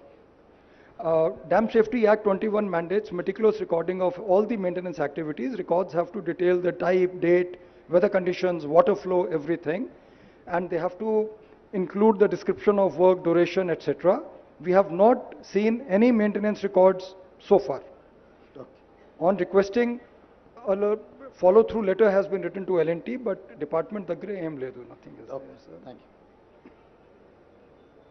Now, sir, this is a small timeline I prepared, sir. This will show a lot of events. So the first event is on March 3, 2016, when the initial GO sanctioning 2591 crores, that is GORT 231, was issued. After that, 26th August, project agreement was entered into. Next activity was on May 19th. This one, sir. GO 707. Enhancement happened to 3,260 crores for the project value.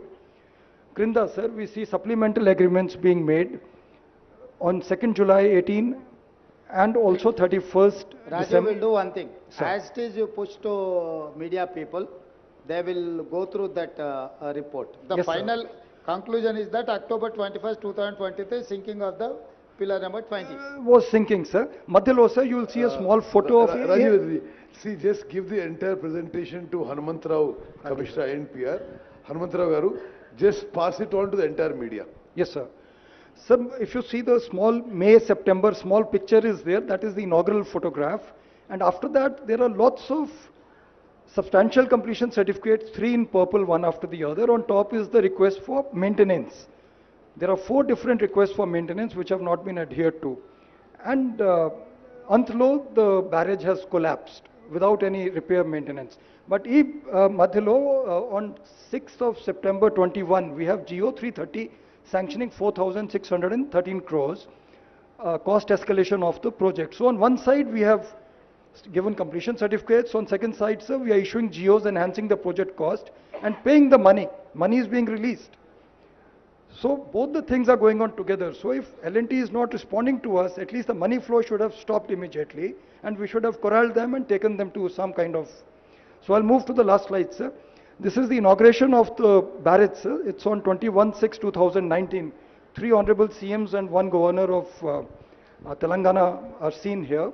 If you look at the background, this area, you will find that the aprons are not yet ready. It's a little premature inauguration, sir. So I thought I'll just bring it to your notice, sir. So we are here right now, sir, and then we have some findings and conclusions. First is the construction of block 7 had deviated from the plan, and the raft and secant piles were not laid in specified sequential manner. So we are holding L&T and the department both responsible for this, sir. They should have handled this work. Operation and maintenance was not done since the inauguration, that is 21/6/19. Both are responsible, sir, the agency and the department. Mandatory post-monsoon sounding probing, which is mandated as per IS 7349, was not performed. Department is responsible, they have to get this done, sir. Construction remnants like the coffer dam and sheet piles have not been removed. L&T is to be held responsible because it's part of the contract, sir, clause number 14. Contractual obligations under agreement handing over clause 50 of the agreement remain unfulfilled till this day. Further, sir, the allegations suggest that the major blocks were taken up by some subcontractors. We are investigating that part, and we are verifying the money trail and accounts and everything, sir. Apart from that, sir, the bank guarantees have been released despite works being pending. So that is again the department's responsibility. We hope an expert committee is will go into the entire causes of failure and suggest a rehab plan, sir. That's all I have, sir. Thank you, sir. Thank you, Rajiv ji. Sir, as irrigation minister now, I'll just briefly summarize చేసి కొంత national media ఉన్నారు కాబట్టి కొంత ఇంగ్లీష్లో మాట్లాడతాను. Okay, we thank the MIM members for coming for the visit and for the presentation. Thank you very much to all the MIM MLAs.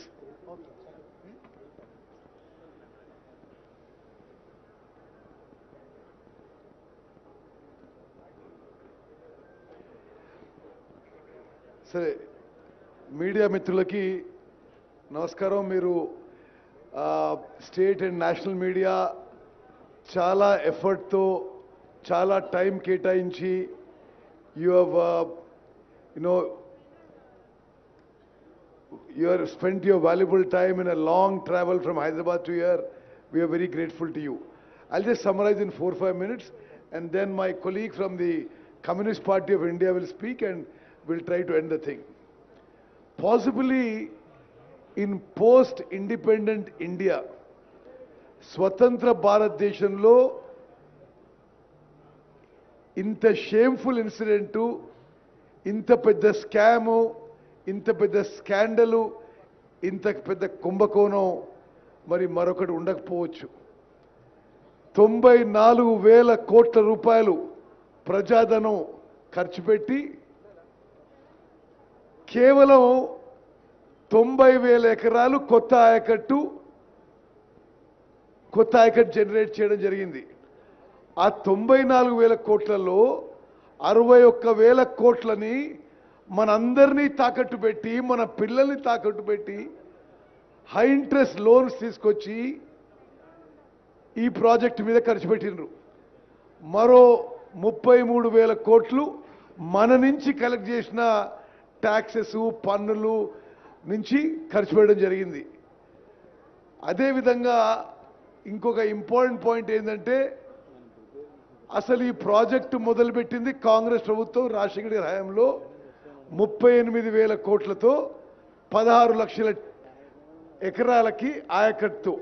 This project was envisaged in the earlier Congress government as 38,000 crore project irrigating 16 lakh acres.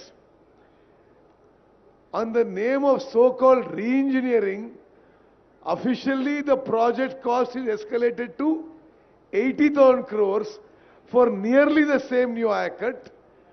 Now, already expenditure is 94,000 crores, and at the minimum, another 40,000 crores are required to complete the project. This is the official figures as per the Chief Engineer's thing. కొన్ని విషయాలు నేను highlight చేస్తున్నాను. అసలు ఎంత తుగ్లక్, ఒక Mohammed bin Tughlaq కూడా వీళ్ళు చేసిన పనులు చూసి సిగ్గుపడతాడు. In all the barrages there is a difference between barrages and dams. Dams are meant for storage. Barrage is for regulating flow of water. ఎక్కడ కూడా ప్రపంచంలో ఉన్న బ్యారేజ్లలో బ్యారేజ్ కట్టి నీళ్లు స్టోరేజ్ చేసిన వీళ్ళే చేసారు. The biggest barrages in the world, capacity is 2 TMC, 3 TMC, maybe maximum 4 TMC. వీళ్ళు ఈ మేడిగడ్డ బ్యారేజ్లో 10, 11, 12, 14 టీఎంసీలు స్టోర్ చేసి ఫోటోలు తీసుకొని ఎన్నికల ముందు ఏదో గోదావరి జలకళ అని చెప్పి అన్ని పేపర్లో మీడియా ఇవ్వడం జరిగింది. అంటే basic principles of irrigation were not followed. Basic principles of water management were not followed. Basic principles of financial management were not followed. And ఏ స్థాయిలో కరప్షన్ జరిగిందంటే ఆలోచన చేయండి. ఒకటే ఉదాహరణ ఇస్తున్నావు. This Medigadda barrage tender was given at 1,800 crores. ఎవరు బాధ్యులు? ఇది 4,600 కోట్లు ప్రజాధనం ముందు escalation of cost, and then the Medigadda barrage collapses. అంటే this is just not this. నేను ఇప్పుడు 2 months అయింది ఇరిగేషన్ మినిస్టర్ అయ్యి. ఏ వర్క్ చూసినా 100 రూపాయలు టెండర్ పిలుస్తారు, ఆ తర్వాత దాన్ని 500 రూపాయలు చేస్తారు. ఇది ఒక భారీ కుంభకోణం. తప్పనిసరిగా క్యాబినెట్లో చర్చించి ఇది క్రిమినల్ ఇన్వెస్టిగేషన్ కూడా ముందుకు పోతామని చెప్పి నేను మనవి చేస్తున్నాను. అదేవిధంగా ఒక చాలా ముఖ్యమైన విషయం, 21st October ఈ సంఘటన జరిగింది. Today is what date? 13th అనుకుంటా. 13th ఫిబ్రవరి ఈ రోజు వరకు కూడా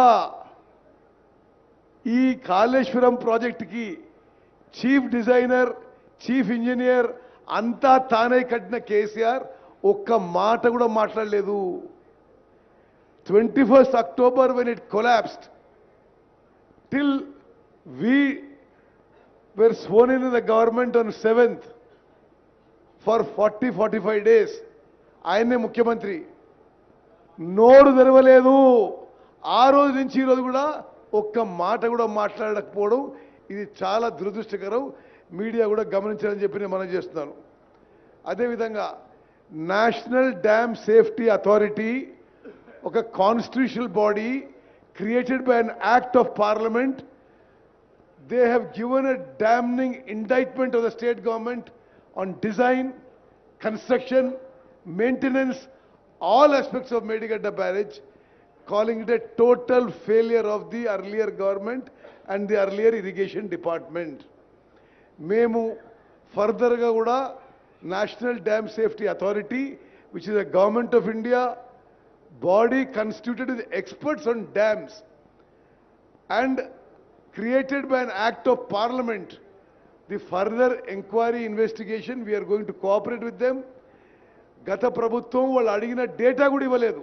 మేము పూర్తిగా కోఆపరేట్ చేసి ఆ డ్యామ్ సేఫ్టీ ఎక్స్పర్ట్స్ని ఈ యొక్క కొలాప్స్ విషయంలో ఈ యొక్క వే ఫార్వర్డ్ విషయంలో మేము వారి సలహా మేరకు ముందుకు పోతామని చెప్పి మనవి చేస్తూ, అదేవిధంగా ఒక చిన్న విషయం చెప్తాను మీకు.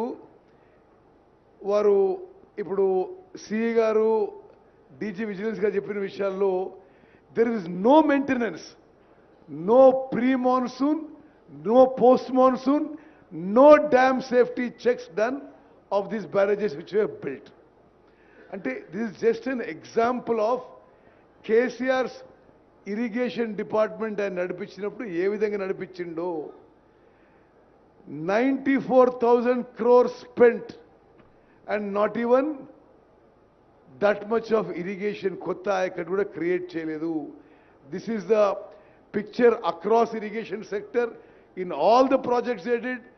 వాళ్ళు 2 లక్షల కోట్లు ఖర్చు పెట్టి కొంత నామమాత్రం కొత్త ఆయకట్టు సృష్టించి బహుశా స్వతంత్ర భారతదేశంలో కేసీఆర్ గారి హయాంలో అతిపెద్ద కుంభకోణం జరిగింది. తప్పనిసరిగా అన్ని విషయాల్లో ఎంక్వైరీ, ఇన్వెస్టిగేషన్, తదుపరి చర్యలకు ఈ ప్రభుత్వం సిద్ధమవుతోంది. ధన్యవాదాలు. సాంబశివరావు గారు. పెద్దలు గౌరవనీయులు ముఖ్యమంత్రి రేవంత్ రెడ్డి గారు, అలాగే ఇరిగేషన్ మేజర్ శాఖ మంత్రి ఉత్తమ్ గారు, అలాగే ఈ నియోజకవర్గ శాసనసభ్యులు, అలాగే information and industrial minister Sridhar Babu garu, ఇతర సీతక్క గారు, ఇంకితర తుమ్మల గారు, పెద్దలు, ఇంకితర మంత్రులు అందరూ ఉన్నారు, ఎమ్మెల్యేస్.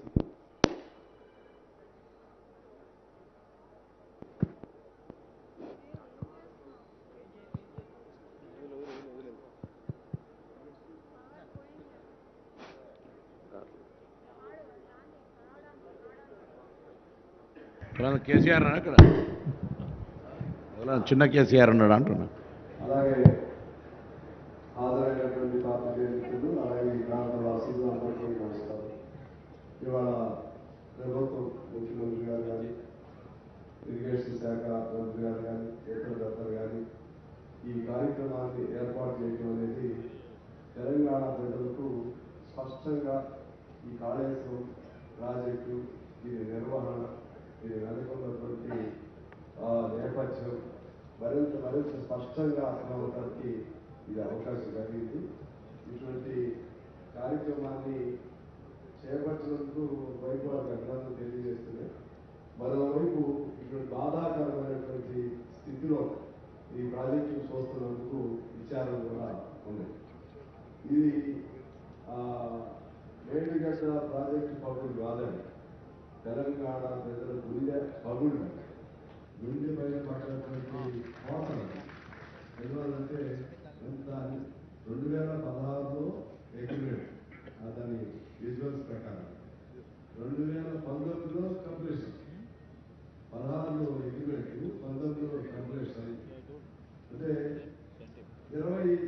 దాంట్లో క్రాక్స్ మారాయి. వీళ్ళు బయటకు వచ్చేసి ఎరగదు. ఇది పరిస్థితి.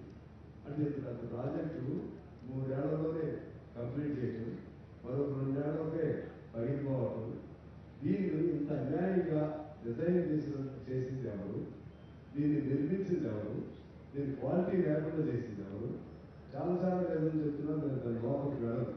ఇది ఒక మేడిగాడికే పరిమితం అయ్యేది. విజువల్స్ ప్రకారంగా అన్నారంలో కూడా ఆ క్రాక్స్ చూపెట్టారు. ఇటువంటి సేమ్ మంత్రిగా ముఖ్యమంత్రిగా చెప్పినట్టుగా same technology, same procedure, same డిజైన్తో ఉంది కాబట్టి ఈ 3 ప్రాజెక్టులు కూడా వాళ్ళు కూడా చూపెట్టిన దానిలో కూడా రాశారు. ఈ 3 ప్రాజెక్టులు కూడా పనికి రావనే పద్ధతిలో చెప్పడం జరిగింది. మరి ఏమైపోవాలి? ఈ ఖర్చు పెట్టినటువంటి ఈ డబ్బులన్నీ ఏమైపోవాలి? ఎక్కడ పాత ప్రాధాన్యత చేయడం ఎల్లబడికే వచ్చేది. అదే దానికి దీనికి ఎంత డిజైన్ తేడా ఉంది.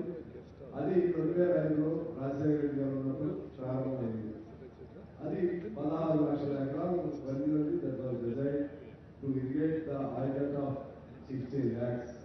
వీళ్ళ ఆయకట్ ప్రకారం 80 lakhs. Only 2 lakhs acres extra. ఏడు గ్రేజరేటి ఇక్కడైతే నీళ్లు బాగా ఉంటాయి. ముందు ఏం ఉపయోగమైంది? నీళ్లు 2 లక్షలే కదా తేడా. దాన్ని ఏ బాధ్యత లేదు. ఇంకా అంతిమంగా ఏం చేశారు? ప్రాణాయత చేయడం వదిలేసి ఆదిలాబాద్ జిల్లా మొత్తాన్ని వదిలేసి ఇక్కడ నుంచి మొదలుపెట్టి అది తర్వాత చేపడతామన్నారు. నాకు ఎందుకు గుర్తంటే మా మనీష్ గారు, బృందా మనీష్ గారు అప్పుడు ఉండేవాడు. ఆయన మా పార్టీ వాళ్ళు కూడా చాలా శంకర్కి చాలా మంది ఉన్నారు. చాలాసార్లు ఆందోళన చేశారు. మేము అందరికీ కూడా వచ్చాం. అసలు మా జిల్లాకి లేకుండా, మా ప్రాణాయత చేయడం లేకుండా చాలా బాగా చేశారు. తర్వాత అది కూడా ట్రైకం చేస్తాం, ఇంకో 2 లక్షల ఎకరాలు వచ్చే విధంగా చెప్పి అప్పుడున్న ప్రభుత్వం చెప్పడం జరిగింది. ఇక్కడ నేను ఒక పాయింట్ చెప్పి నేను సెలవు తీసుకుంటాను. ఇప్పుడు మన ఉత్తమ్ గారు చెప్పినట్టుగా అసలు ఇంత స్టోరేజ్ ఎక్కడ ఏ ప్రాజెక్టులో కూడా ఇంత స్టోరేజ్ ఉన్నాయి తక్కువ. రేపు పోలవరం ఇంకోటి అవుతాయి, ఇంకా పెద్ద అనుకో ఏదైనా అవుతాయి. సరే అంత ఎంత అన్యాయంగా కన్స్ట్రక్షన్ ఉందా అనేది ఎవరికి తెలియదు. మీరు చెప్తున్నారు కదా, దాన్ని మొదలెట్టిన తర్వాత 5 ఏళ్ళు దీన్ని చూస్తానికి ఎవరు రాదు. అసలు మెయింటెనెన్స్ లేదు. కాబట్టి అసలు కన్స్ట్రక్షనే వీక్ ఫౌండేషన్, డిజైనే లోపం ఉంది. ఇక్కడ మన కాటన్ కట్టించినటువంటి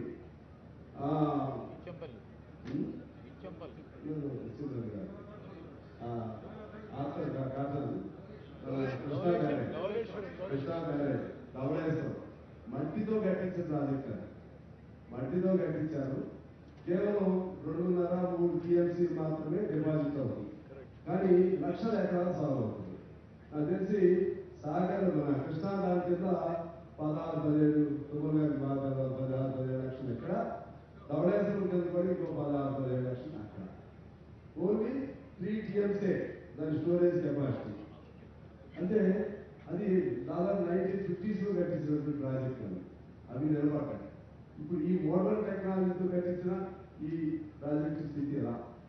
అసలు ఎందుకు మనకి జీతాలు ఇవ్వలేని పరిస్థితి ఎందుకు వచ్చింది? జీతాలు ఇవ్వలేని పరిస్థితి ఎందుకు వచ్చింది అంటే డబ్బులన్నీ కూడా డబ్బు మొత్తం కూడా పొందేది. అన్ని పారామీటర్స్ నెంబర్ 1 మనం ఇన్కమ్ పర్ క్యాపిటల్ నెంబర్ 1, జీడీపీలో నెంబర్ 1, అన్నింటిలో నెంబర్ 1. డబ్బులు వెళ్ళిపోయి అంటే మొత్తం కాళేశ్వరం వచ్చింది. ఎక్కడికి పోయి కాళేశ్వరం అంటే ఎవరు కాదు. ఇంత అన్యాయమైనటువంటి డిజైన్ చేసిన వాళ్ళని ఏం చేయాలి? ఇంత అన్యాయమైనటువంటి నాణ్యత లోపంతో ఈ ప్రాజెక్టు నిర్మించిన వాళ్ళని ఏం చేయాలి? ఎలాంటి కంపెనీ వాళ్ళు మాకు బాధ్యత లేదంటున్నారు. రిపేర్ చేయాలి అంటే కూడా వాళ్ళు బతిలాడాల్సి వస్తుంది గవర్నమెంట్.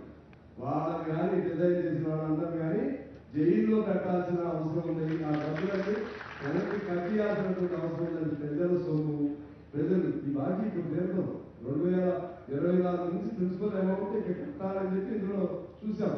24 నుంచి మొదలైంది. మనం తీసుకున్నప్పుడు మనం రీపే చేయడం మొదలవుతుంది.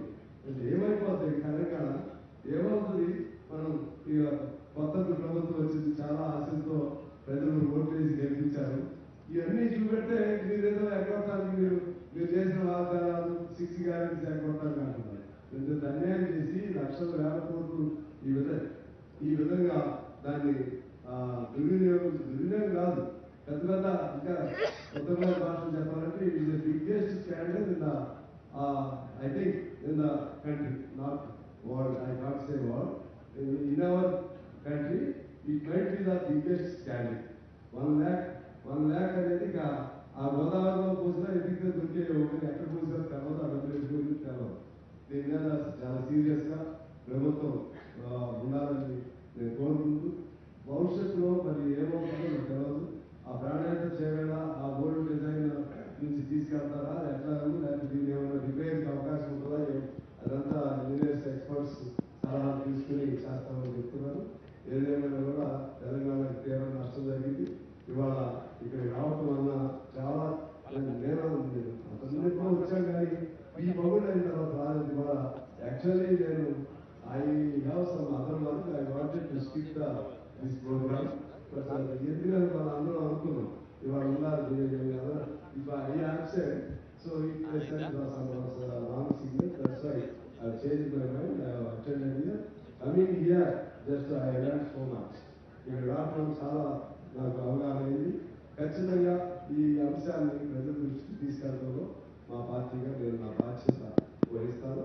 ప్రభుత్వాన్ని అన్ని రకాలుగా మీరు ఎందుకంటే మీ ముఖస్థితికి చెప్తలేదు, ఇది తెలంగాణ జరిగిన నష్టం కాబట్టి ఈ నష్టాన్ని ఎలా రిపేర్ చేస్తారు, ఎలా పూడుస్తారు, పరంగా మనకి రావాల్సిన ఈ భూమి రాయిగట్టు అంతా తొందరలో ఎలా పూర్తి చేస్తారు. ఇప్పుడు ఎంత పూర్తయింది కూడా అర్థం కావట్లేదు. 1,00,000 ఎకరాలే అంటే నీకు 18 లక్షల ఎకరాలు ఒరిజినల్లీ ప్లాన్ రాయికట్టు, ఇంకా 17 లక్షల ఎకరాలకి ఎప్పుడు రావాలి, ఇంకెన్నేళ్ళకి రావాలి. 2016 నుంచి మొదలైనటువంటి ఈ ప్రాజెక్టు ఇంక 17 ఏళ్ళు కూడా రాదు. మళ్ళీ ఏమైపోయిందో తెలవదు. వీటన్నిటినీ మీ మీద చాలా బాధ్యత ఉంది. వీటిని మీరు అంతా సందేహాల్సిన అవసరం ఉందని తెలియజేస్తూ ముఖ్యమంత్రి గారికి, ఉత్తమ్ గారికి, ఇతర పెద్దలందరికీ మీ అందరికీ నమస్కారాలు తెలియజేస్తూ సార్ థ్యాంక్ యూ. ఇప్పుడు ఈ సందర్శన సందర్భంగా గౌరవ ముఖ్యమంత్రి వర్యులు శ్రీ రేవంత్ రెడ్డి గారిని వారి సందేశంగా కోరుతారు.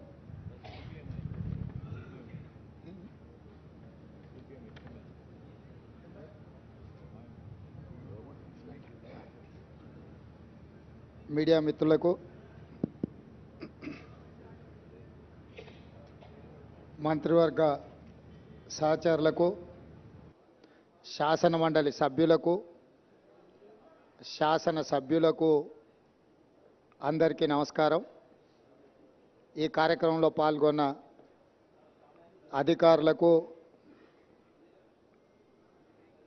ఈ అవగాహన, ఈ పర్యటన గత కొంతకాలం నుంచి రాష్ట్రంలో జరుగుతున్న చర్చ, ఎన్నికల సందర్భంగా మీకు అందరికీ తెలుసు, మేడిగడ్డ బ్యారేజ్ కుంగినప్పుడు మేమందరం ఇక్కడికి రావాలనుకుంటే పోలీసు నిర్బంధాలతో రానివ్వలేదు.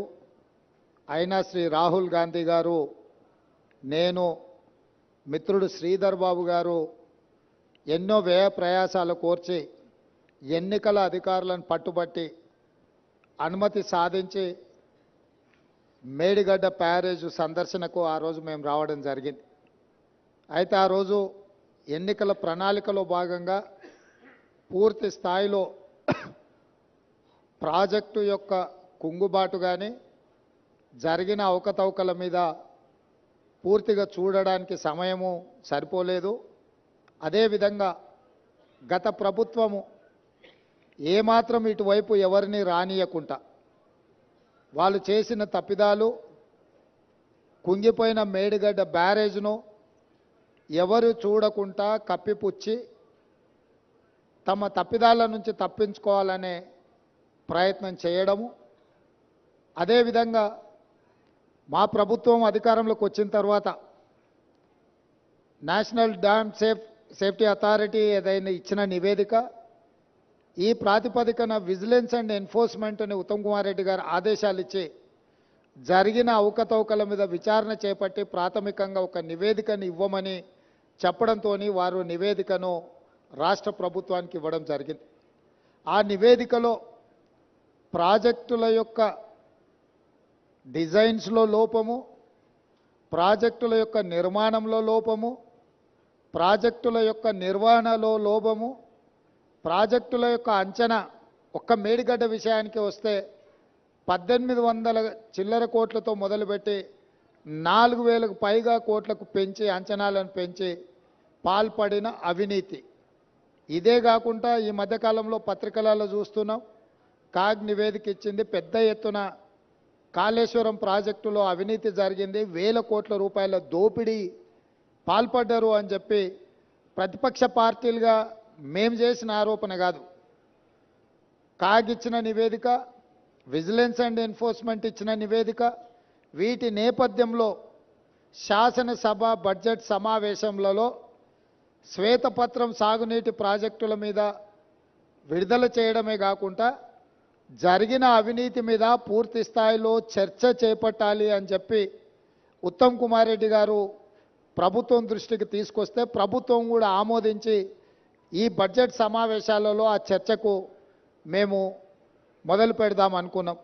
ఎప్పుడైతే గోదావరి జలాల మీద నిర్మించాలనుకున్న కాళేశ్వరం ప్రాజెక్టు రీడిజైనింగ్ పేరు మీద చంద్రశేఖరరావు కొల్లగొట్టిన 1000 కోట్ల రూపాయల మీద చర్చకు శాసనసభలో తెర లేపాలనుకున్నామో చంద్రశేఖరరావు గారికి పూర్తిగా అర్థమైపోయింది. తను ముఖ్యమంత్రిగా ఉన్నప్పుడు పాల్పడిన 1000 కోట్ల రూపాయల దోపిడీకి సంబంధించి విజిలెన్స్ అండ్ ఎన్ఫోర్స్మెంట్ ఎన్డీఏసీ ఇచ్చిన నివేదికల మీద చర్చ జరిగితే తన బండారం అంతా బయటపడి ప్రజల ముందు అవినీతిపరుడుగా, దోపిడీదారుడుగా, దోషిగా నిలబడాల్సి వస్తుందని వ్యూహాత్మకంగా కృష్ణానది జలాలను, కృష్ణానది మీద ఉన్న ప్రాజెక్టులను కేఆర్ఎంబీకి అప్పజెప్పినరు అని కాంగ్రెస్ మీద ఎదురుదాడి చేసి నల్గొండ జిల్లాలో ఒక సభను పెట్టి ఆ సభ ద్వారా కాంగ్రెస్ మీద ఎదురుదాడి చేయాలన్న ఆలోచనతోటి ఈరోజు నల్గొండలో సభ పెట్టిండ్రు. ఇవాళ నల్గొండ సభలో వారు ఎంత శుద్ధపూసలాక మాట్లాడుతుండే అంటే ఇక సత్యహరిచంద్రుడే ఇంకో అవతారం ఎత్తి చంద్రశేఖరరావు రూపంలో జన్మెత్తిండు, ఈ సత్యహరిచంద్రుడి శీలాన్ని మీరు శంకిస్తారా? చావు నోట్లో తలబెట్టి నేను తెలంగాణ సాధించిన అని మళ్ళీ 1 కోటి 1వ అబద్ధం చెప్పిండు. ఇప్పటి వరకు 1 కోటి సార్లు చెప్పిండు అబద్ధం, సావు నోట్లో తలబెట్టి తెలంగాణ తెచ్చినా అని. ఎన్నిసార్లు బిచ్చమెత్తుకుంటావా సావు నోట్లో తలబెట్టినా అని? 2 సార్లు ముఖ్యమంత్రి పదవి ఇచ్చారు, 10 సంవత్సరాలు ఈ రాష్ట్రాన్ని పట్టి పీడించినావు, దోసుకున్నావు. ఇంకా కూడా సావు నోట్ల తలకాయ పెట్టినా, సావు నోట్ల తలకాయ పెట్టినా అని మాటలు చెప్తున్నావు. సావు నోట్ల తలకాయ పెట్టిన చంద్రశేఖరరావు శాసనసభలో నీ అవినీతి మీద చర్చ పెడితే నువ్వు నిజంగా సత్యహరిచంద్రునివే, సత్యహరిచంద్రునికి మరో జన్మని ఎత్తినోనివి అయితే అక్కడ వచ్చి కూర్చొని మాట్లాడేది ఉండే. మేమేమడిగినాము? అయ్యా కృష్ణానది జలాల మీద శాసనసభలో ఏకగ్రీవ తీర్మానం చేసి కేంద్ర ప్రభుత్వం ప్రాజెక్టుల స్వాధీనానికి చేస్తున్న ప్రయత్నాన్ని అందరము తీర్మానం పాస్ చేసి కేంద్ర ప్రభుత్వ విధానాలను వ్యతిరేకిద్దాం రమ్మని మేము అడిగినాం. మీరు రాలేదు. కేంద్ర ప్రభుత్వానికి కాంగ్రెసే అప్పచెప్పిందని అబద్ధాలు నువ్వు చెప్తే వాస్తవాలను డిసెంబర్ 1, 2023 నాడు మీరు ముఖ్యమంత్రిగా మీ కార్యదర్శి స్మితా సబర్వాల్ గారు రాసిన లేఖను అప్పచెప్పడానికి పూర్తిగా మీరు చేసిన ప్రయత్నాన్ని ఆధారాలతో సహా శాసనసభలో ప్రభుత్వం బయటపెట్టింది. దాని తర్వాత నేనేమన్నా కాళేశ్వరం మీద ఎంతోమందికి అపోహలు ఉన్నాయి, అనుమానాలు ఉన్నాయి, అక్కడికి ఎవరిని రాణిస్తలేరు, అక్కడికి ఎవరైనా వెళ్తే పోలీసులు అడ్డుకుంటున్నారని తెలంగాణ సమాజంలో ఎన్నో అనుమానాలు ఉన్నాయి. ఈ అనుమానాలను నివృత్తి చేయడానికి మంత్రులను, ప్రజాప్రతినిధులను, పత్రికా మిత్రులను అందరినీ తీసుకొని వెళ్ళి వాళ్ళకి చూపిద్దాము, అందరం కలిసికట్టుగా వెళ్దామని మా మంత్రి గారు మీకు లేఖ రాయడం జరిగింది. లేఖతో పాటు 13 తారీఖు నాడు వెళ్దామని మేము అన్నాము. ఒకవేళ మీకు ఏవైనా ఇతరత్ర కార్యక్రమాలు ఉంటే మీరు తారీఖు మార్చమన్నా మారుస్తామని చెప్పి శాసనసభలోనే స్వయంగా నేనే మీకు చెప్పడం జరిగింది. ఒకవేళ బీఆర్ఎస్ నాయకులకు 13 తారీఖు నాడు ఇతర కార్యక్రమాలు ఉంటే మీరు నిర్ణయించిన తారీఖు నాడు అఖిలపక్షం అందరము అక్కడికి వెళ్దాము, పత్రికల వాళ్ళని తీసుకెళ్దాము, అక్కడ జరుగుతున్న పరిణామాలు, నిర్మాణంలో లోపాలను, దాని మీద తీసుకోవాల్సిన చర్యల్ని ప్రజల సమక్షంలోనే ప్రజా కోర్టులోనే చర్చించుకుందామని రమ్మని చెప్పినాము. మీరు రాలేదు. రాకపోను శాసనసభలో చర్చకు కూడా మీరు రాలేదు, శాసనసభలో జరిగిన చర్చలో మీరు పాల్గొనలేదు, శాసనసభకే మీరు రావడానికి కాలు విరిగిందనే ఒక నెపాన్ని అడ్డం పెట్టుకున్నారు. కాలు విరిగిన చంద్రశేఖరరావు ఈరోజు నల్గొండకు పోయిండు. నేను అడుగుతున్నాయా, శాసనసభ దగ్గరుందా, నల్గొండ జిల్లా దగ్గరుందా? నల్గొండకి వెళ్ళి బహిరంగ సభలో సానుభూతి పొందాలనే ప్రయత్నం చేస్తున్నాడు చంద్రశేఖరరావు. సానుభూతి పొందడానికి మీరు దవాఖానలు ఉన్నప్పుడు మేమందరం వచ్చినాం, సానుభూతి చూపించినాం. సానుభూతి చూపించాల్సిన సందర్భంలో ప్రజలు కానీ ప్రతిపక్షాలు కానీ మేమందరం సానుభూతి చూపించినాం. ఈరోజు కేవలం కాళేశ్వరం అవినీతి మీద చర్చ జరగకుండా, కాళేశ్వరంలో మీ దోపిడీని ప్రజల దృష్టిలో పడకుండా ఉండడానికే ఈరోజు మీరు నల్గొండ అక్కడ ఏదో పెద్ద సభ పెట్టినా అని మీరు మాట్లాడుతున్నారు. ప్రజలకు ఈ మాత్రము అవగాహన లేదని మీరు అనుకుంటున్నారా చంద్రశేఖరరావు గారు? కాళేశ్వరం అవినీతి మీద దోపిడీ మీద చర్చకు వచ్చిన సందర్భంలో మీరు కృష్ణానది జలాల మీద ఉన్న ప్రాజెక్టులన్నిటిని కూడా కేంద్రానికి అప్పజెప్పినరు అని చెప్పి నల్గొండ జిల్లాలో మీరు బహిరంగ సభ పెట్టి ఇక్కడికి రాకుండా తప్పించుకున్నారు. ఇవాళ మీరు ఏం మాట్లాడుతున్నారు? అక్కడ ఓ 4-5 పిల్లర్లు కూలినాయి, కూలితేం పెద్ద తప్ప? అయ్యా నీకు ఏది తప్పు కాదు. ఎందుకనంటే తప్పులకు పాల్పడ్డదే నువ్వు. నీకు నువ్వే తప్పు జరిగిందని నీకు నువ్వే శిక్ష విధించుకునేటంత నిజాయితీపరుడు అని మన తెలంగాణ సమాజం భావిస్తుంది అనుకుంటున్నారా? మీ దోపిడీకి మేడిగడ్డ బలైపోయింది, అన్నారం సుందిల్లా సున్నమైపోయినాయి. ఈరోజు కాళేశ్వరము మీ 1,00,000 కోట్ల దోపిడీకి బలైపోయింది. అందుకే మీరు దీన్ని చాలా అల్కగా తీసుకుంటున్నారు. ఇక్కడ వచ్చిన వాళ్ళని చులకన చేసి మాట్లాడుతున్నారు. మీరు ఈరోజు ఇక్కడికి రాకపోవడం ఒక తప్పిదమైతే ఇక్కడ తీసుకున్న కార్యక్రమాన్ని చులకన చేసి తిట్టడం అనేది మీ దిగజారుడు తనానికి నిదర్శనం చంద్రశేఖరరావు గారు. ఈరోజు ఆయన మాట్లాడుతున్నాడు, మీరు కేఆర్ఎంబి మీద మీకు అవగాహన లేకపోతే నడితే అన్న ఎట్లా చేద్దామని మాట్లాడితే నేను సలహా చెప్పటోని. అయ్యా శాసనసభలో చర్చ పెట్టినాం, సలహా చెప్పమని అడిగినాం. శాసనసభలో నేను స్పీకర్ గారికి విజ్ఞప్తి చేసిన, దయచేసి మాజీ ముఖ్యమంత్రి గారికి ఆదేశాలు ఇవ్వండి, అవసరమైతే సభను వాయిదా వేయండి, వారు వచ్చినాక వారి సలహా సూచనలు తీసుకున్న తర్వాతనే తీర్మానం చేద్దామని చెప్పినాం. ఉత్తమ్ కుమార్ రెడ్డి గారు పెట్టిన తీర్మానంలో లోపాలు ఉన్నాయి, అది కూడా సక్కలేదన్నాడు. సక్కలేని తీర్మానానికి నీ అల్లుడు స్వాతిముత్యం ఎట్లా మద్దతు ఇచ్చింది ఏకగ్రీవంగానే? అందుకే 4 సార్లు అడిగిన. శాసనసభలో మీరందరూ చూశారు కదా మీడియా మిత్రులు. ఉత్తమ్ కుమార్ రెడ్డి గారు ఈ ప్రాతిపదికన తీర్మానాలు పెట్టినరు. దీనికి టీఆర్ఎస్ పార్టీ వైఖరి ఏందో స్పష్టంగా చెప్పండి అని అంటే, హరీష్ రావు గారు మాజీ సాగునీటి పారుదల శాఖ మంత్రిగా, కేసీఆర్ కుటుంబ సభ్యుడిగా స్పష్టంగా ఈ తీర్మానానికి సంపూర్ణమైన మద్దతు పలుకుతున్నా అని చెప్పిండు. అప్పుడే నేను లేచి ఏం చెప్పినా, వీళ్ళు మాట్లాడేదానికి ఏం విలువలేదా చంద్రశేఖరరావు, ఇవి విలువలేని మాటలను కొట్టిపడేస్తాడు, ఆయననే యజమాని, ఆయన ఓనర్, ఆయన వచ్చి చెప్తే తప్ప దీంట్లో విషయం లేదని నేను చెప్పిన. ఇవాళ సరిగ్గా నల్గొండలో అదే మాట్లాడండి. ఏం తీర్మానమే? దిక్కుమాలిన తీర్మానం, దాంట్లో ఏమైనా విషయం ఉందా? అదో పనికిమాలిన తీర్మానం, ఆ తీర్మానానికి వీళ్ళందరూ మద్దతు అని. మరి ఒకవేళ తీర్మానంలో లోపాలు ఉంటే మీరు వచ్చి సవరించేది ఉండే.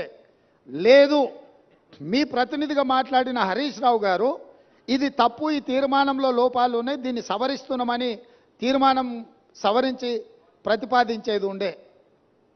నేను చెప్పింది చెప్పినట్టుగా హరీష్ రావు గారు లాంటి వాళ్ళకి ఆ పార్టీలో విలువ లేదు, వాళ్ళ మాటల పట్ల విశ్వాసం లేదు. అందుకే చంద్రశేఖర్ రావాలని మేము అడిగినాము, మీరు రాలేదు. ఇవాళ అంటున్నాడు ఆయన, ముఖ్యమంత్రి గారు అఖిలపక్షాన్ని ఢిల్లీకి తీసుకెళ్ళాలని. ముఖ్యమంత్రి గారు అఖిలపక్షాన్ని ఢిల్లీకి తీసుకెళ్తాను, ఒకవేళ శాసనసభలో మీరు వచ్చి మీరు ఆ ప్రతిపాదన పెట్టండి. మా ప్రభుత్వము వినడానికి, ప్రజలకు మేలు జరిగే విధానాలు చేపట్టడానికి స్పష్టంగా ఒక స్పష్టతతో ఉన్నది. మీరు నల్గొండకెళ్ళి గక్కడేదో సభ పెట్టి దిక్కుమాలిన మాటలు మాట్లాడే కంటే శాసనసభ జరుగుతుంది. ప్రధాన ప్రతిపక్ష నాయకుడిగా 10 సంవత్సరాలు ముఖ్యమంత్రిగా పనిచేసిన మీరు, 20 ఏళ్ల నుంచి తెలంగాణ కోసం కొట్లాడినని చెప్పుకునే మీరు సభకి ఎందుకు రావడం లేదు? ఇవాళ బెదిరించి బతకాలని చూస్తున్నాడు, బ్లాక్మెయిల్ చేసి బతకాలని చూస్తున్నాడు కేసీఆర్ గారు. మమ్మల్ని వెంటాడతాడంట ఆయన. అయ్యా రా, మంచిది, మేమేమో అల్లాటప్పగా ఏమి ఇక ఆ కుర్చీలో కూర్చోలే. ప్రజల దగ్గరికి వెళ్ళి ప్రజలు ఓట్లేసి ప్రజలు ఎన్నుకున్న ప్రభుత్వం అక్కడ ఉంది.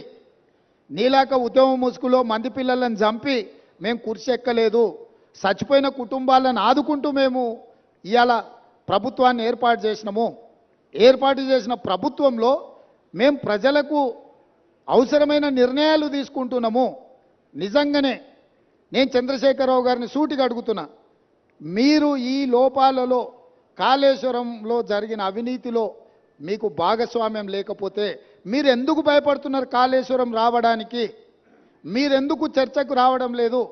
మేడిగడ్డ కుంగిపోయినప్పటి నుంచి ఈ రోజు వరకు చంద్రశేఖరరావు గారు ఏ రోజు కూడా కుంగిపోయిన మేడిగడ్డ మీద కానీ అన్నారం మీద కానీ సుందిళ్ళ మీద కానీ మీరు ఒక్క మాట ఎందుకు మాట్లాడతలేరు? శాసనసభలో చర్చ పెడితే మీరు మొహం ఎందుకు చాటేసిండ్రు? అదేవిధంగా కేఆర్ఎంబీ మీద ప్రాజెక్టులను అప్పచెప్తున్నామని చెప్పి మీ కార్యదర్శి గారు మాట్లాడిన విషయాలు ఉత్తమ్ కుమార్ రెడ్డి గారు లేఖ బయట పెడితే దాని మీద మీరు ఎందుకు స్పందిస్తలేరు? మీ కార్యదర్శి గారు మీ అనుమతి తీసుకొని లేఖ రాసినా, మీ అనుమతి లేకుంటేనే లేఖ రాసినా ప్రజలకు వివరించాల్సిన బాధ్యత మీకు లేదా? ఈరోజు కాళేశ్వరం అవినీతి మీద చర్చ జరిగినప్పుడు ఈ అవినీతి గురించి చర్చ జరగకుండా ఉండాలి అని, ఈ సమస్యను తప్పుదోవ పట్టించాలని ఈరోజు మీరు నల్గొండలో మీటింగ్ పెట్టినరు. మీరు మీటింగులు పెట్టి రాష్ట్రానికి ఏదైనా ప్రయోజనం చేకూర్చే మాటలు ఏమైనా మాట్లాడినరా? ఆయన అక్కడి నుంచి మాట్లాడుతున్నాడు మళ్ళీ అధికారంలోకి వస్తామని. నువ్వు చేసిన పనికి నిన్ను అధికారంలోకా? ముందే ప్రజలకి విషయాలు తెచ్చుకుంటే ఆ ప్రతిపక్ష హోదా కూడా నీకు రాకపోతుండే. ఇవాళ ప్రతిపక్ష నాయకుడిగా నీ బాధ్యతను నువ్వు నెరవేర్చకుండా పారిపోయి శాసనసభకు రాకుండా ముఖం చాటేసి ఇంకెక్కడికి వెళ్తావని నేను అడుగుతున్నా. మీకు 39 మంది ఎమ్మెల్యేలను ఇచ్చి ప్రతిపక్ష నాయకుడు హోదా ఇస్తే సభలోకి వచ్చి సమస్యల మీద చర్చించకుండా పారిపోయి ఈరోజు మీరు ఏ రకంగా ప్రజల ముందుకు వస్తారు? ఏ ముఖం పెట్టుకొని వచ్చిండ్రు? ఈరోజు నల్గొండ జిల్లా ప్రజల్ని మీరు ఏం వంచడానికి ఈరోజు అక్కడికి వెళ్ళిండ్రు? ఆయనకి ఇప్పుడు మళ్ళీ ఫ్లోరైడ్ బాధ గుర్తొచ్చింది. ఎందుకంటే కుర్చీ పోయింది కదా, కుర్చీ పోగానే కేసీఆర్కు గుర్తొచ్చేది నీళ్లు, నల్గొండ జిల్లా ఫ్లోరైడ్ బాధితులు. ఎంతసేపు అయ్యా వాళ్ళ బాధల పునాదుల మీద అధికారాన్ని ఎక్కాలని ఆలోచన చేస్తున్నావు? ఇప్పుడు నీ అబద్ధాలను నమ్మడానికి తెలంగాణ సమాజం సిద్ధంగా ఉందని ఇంకా నువ్వు అనుకుంటున్నావా? అందుకే ఈరోజు ఇక్కడ ఈ అవగాహన సదస్సుకు దాదాపుగా హైదరాబాద్లో బయలుదేరి 5 గంటల పైగా ప్రయాణం చేసి ఈరోజు మంత్రులు కానీ ప్రజాప్రతినిధులు కానీ పాత్రికేయ మిత్రులు కానీ మీ అందరికీ కూడా వాస్తవాలను చూపించి వాస్తవాలకు సంబంధించిన వివరాలు వివిధ ఏజెన్సీల ద్వారా మీకు చెప్పించడం ద్వారా నిజమేందో మీ కళ్ళతో చూడాలని ఈరోజు ఈ పర్యటన. ఈ నిజాన్ని మీ కళ్ళతో చూసిండ్రు. ఈ వాస్తవాలను సమాజానికంతా మీరు చెప్పండి. న్యూయార్క్లో ఇది ఒక మ్యాన్ మేడ్ వండర్ అని చెప్పి న్యూయార్క్ స్క్వేర్లో ప్రకటనలు తీసుకుర్రు. నేషనల్ మీడియాలో ఇక దాని కథ చెప్పనంతగా కథలు చెప్పుకుర్రు. అందుకే నేను నేషనల్ మీడియా వాళ్ళని కూడా ఈరోజు రిక్వెస్ట్ చేస్తున్నా, మీ నేషనల్ మీడియాలో చూపించండి కుంగిపోయిన మేడిగడ్డను, పగిలిపోయిన బ్యారేజ్ను, దోపిడీ జరిగిన నిధులు, అదేవిధంగా విజిలెన్స్ అండ్ ఎన్ఫోర్స్మెంట్ ఇచ్చిన నివేదికను, నేషనల్ డ్యామ్ సేఫ్టీ అథారిటీ వాళ్ళు ఇచ్చిన రిపోర్ట్స్ని, టెక్నికల్ అండ్ అదర్ ఇష్యూస్లో వాళ్ళు ఇచ్చిన నివేదికలను అన్నిటిని కూడా మీరు చర్చకు పెట్టండి. మేము చంద్రశేఖరరావు గారికి మళ్ళీ ఈ వేదిక మీద నుంచి నేను ఆహ్వానిస్తున్నా, మీరు శాసనసభకు వచ్చి నల్గొండలో ఎవడు లేని దగ్గర ఏదేదో మాట్లాడు కాదు. మీ గౌరవాన్ని మేమేం తగ్గించం. ప్రధాన ప్రతిపక్ష నాయకుడిగా సభలో మీరు తెలంగాణ సమాజానికి ప్రయోజనం చేకూర్చే ఏ సూచనలు ఇచ్చినా ఈ ప్రభుత్వం వినడానికి సిద్ధంగా ఉంది. రేపు ఉదయం సభకు రాండి దయచేసి. ప్రత్యేకమైన ఎట్లాగూ శ్వేతపత్రం సాగునీటి ప్రాజెక్టుల మీద ఉత్తమ్ కుమార్ రెడ్డి గారు ప్రవేశపెట్టబోతున్నారు. చర్చలో పాల్గొనండి, మీరు సూచనలు ఇవ్వండి. ప్రతిపక్ష పార్టీ నాయకుడిగా మీ బాధ్యతల్ని నెరవేర్చండి. మీ స్వార్థం మీ అధికారం కోసం కాకుండా ప్రజల కోసం ఒక్క క్షణమైన ఆలోచన చేయమని నేను అడుగుతున్నా. నేను మొన్న కూడా చెప్పిన, ఈరోజు చెప్తున్నా, కృష్ణానది జలాలు కేంద్ర ప్రభుత్వానికి అప్పచెప్పడంలో ఏనుగు పోయింది, తోక మాత్రమే మిగిలింది. ఇప్పుడు ఆ తోక పట్టుకొని ఏనుగును గుంజే ప్రయత్నం మా ప్రభుత్వం చేస్తుంది. అన్ని పాపాలకు నువ్వే కారణం. నువ్వే అప్పచెప్పినావు, అప్పచెప్పడానికి నిధులు పెట్టినావు, బడ్జెట్ ఆమోదింపజేసినావు, అప్పజెప్పడానికి అవసరమైన లేఖలు రాసినావు. ఇవాళ తోక మిగిలింది, ఆ తోక పట్టుకొని మేము గుంజే ప్రయత్నం చేస్తుంటే ఇక చూసిరా ఏనుగును కూడా టీఆర్ఎస్ కాపాడితే కాంగ్రెస్ వాళ్ళు కేంద్రానికి అప్పచెప్పారు. అదేవిధంగా కాళేశ్వరం అవినీతి మీద ఏదో ఆయన ఎంత అల్కగా మాట్లాడుతుండే, ఏముందా 4-5 పిల్లర్లు కుంగిపోయినాయి అంటే ఆయన ఎంత బాధ్యతారహితంగా మాట్లాడుతుండు. ఈ తప్పిదాలల్లా ఆయనకు భాగస్వామ్యం లేకపోతే ఇంత అల్కగా మాట్లాడతాడా? ప్రతిపక్ష నాయకుడిగా ఇదేనా మీ వ్యవహారము? ఇవాళ నీళ్లు నింపలేదు కాబట్టి మిగతా మిగిలినాయి. నీళ్లు నింపితే అది ఉంటుందా ఊడుతుందా ఏమైద్దో తెలుస్తుంది. నీళ్లు లేకుంటే మన ఇంటి మీద నీళ్ళ ట్యాంక్ ఉంటే అది ఒకవేళ కారుతుంటే పగిలేటట్టు ఉంటే మనం నీళ్లు తీసేస్తే అది అట్లా కొంతకాలం కనిపిస్తుంది.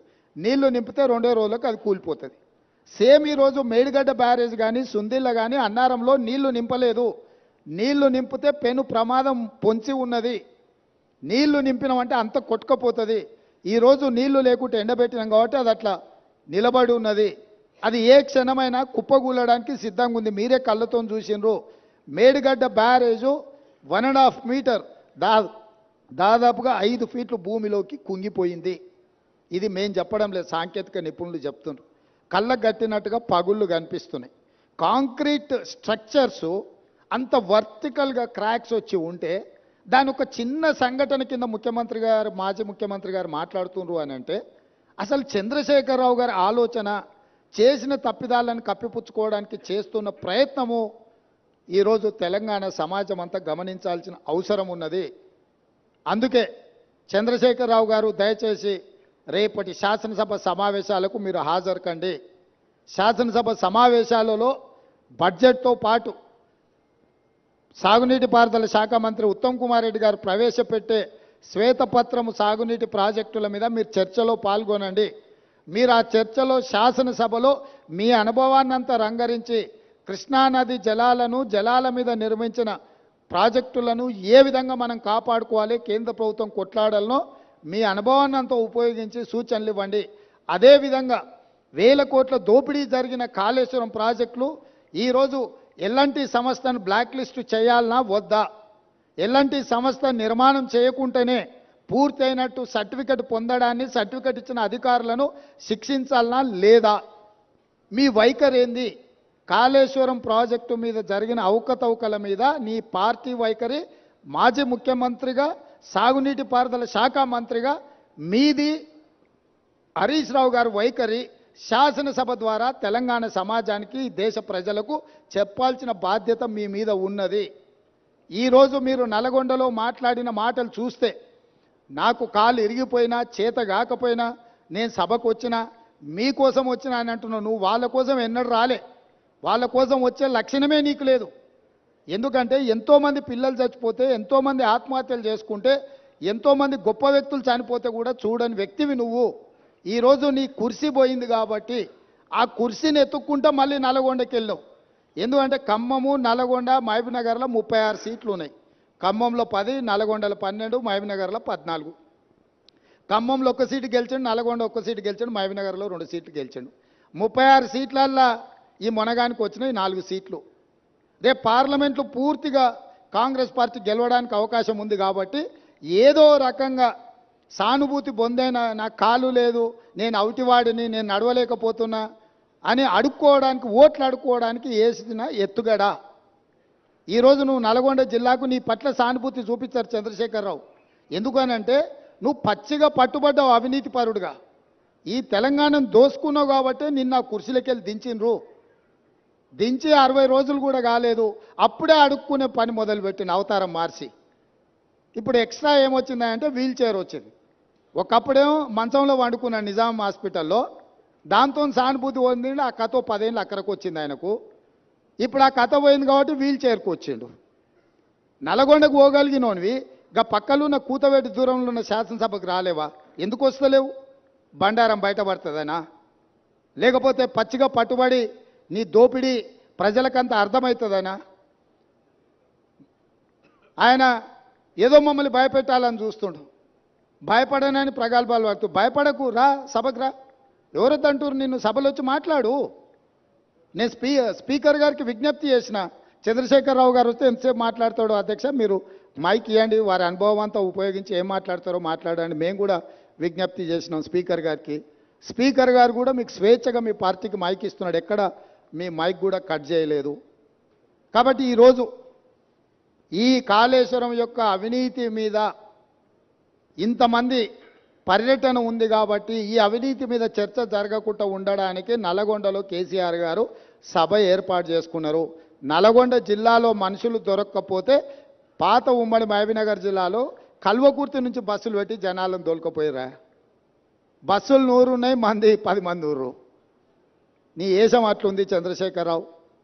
కాబట్టి ఇంత ఓపికగా ఇక్కడికి వచ్చి ఈ వాస్తవాలను చూసి అధికారులు ఇచ్చిన వివరాలు కానీ ప్రతిపక్ష పార్టీగా మేము చెబుతున్న విషయాలను కానీ మీరందరూ ఒక బేరీజు వేసుకొని చంద్రశేఖరరావు గారి యొక్క కుట్రలను కుతంత్రాలను తిప్పికొట్టాల్సిన బాధ్యత తెలంగాణ సమాజం మీద ఉన్నది.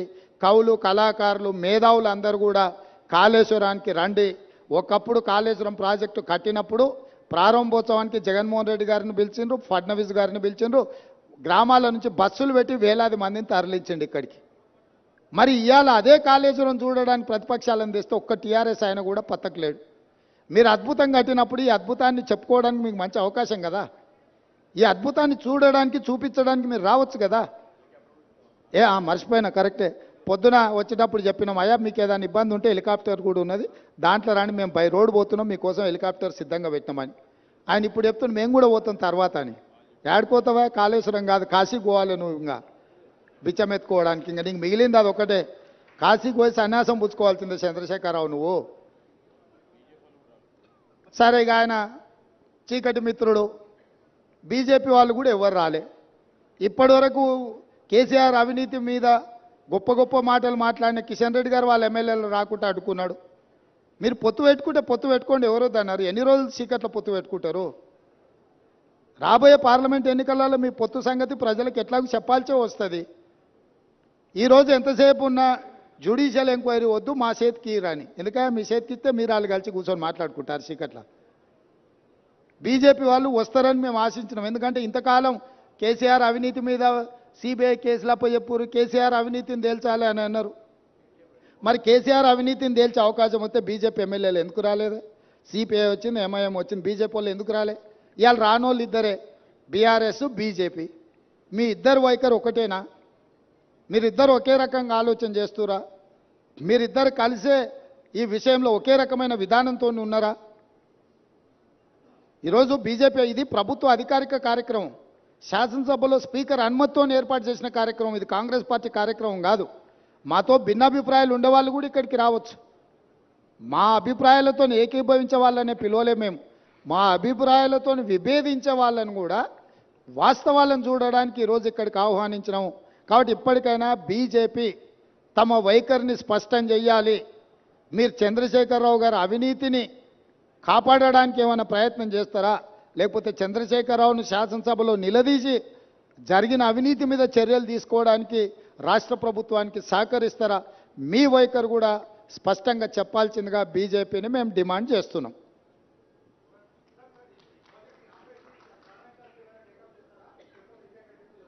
రాహుల్ గారు, ఈరోజు ఈ జరిగిన అవినీతి అక్రమాల మీద మీ అందరికి అవగాహన కల్పించడానికే మీరు చెప్పే విషయాలను అన్నిటిని కూడా ప్రభుత్వంలో చర్చించి మళ్ళీ తప్పకుండా వెనక్కి చెప్తాం.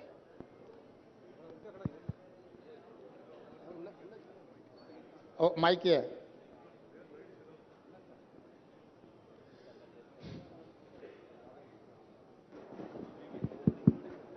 మేడిగడ్డ బ్యారేజ్ అనేది 94,000 కోట్లు ఖర్చు పెట్టారు ఇప్పటిదాకా.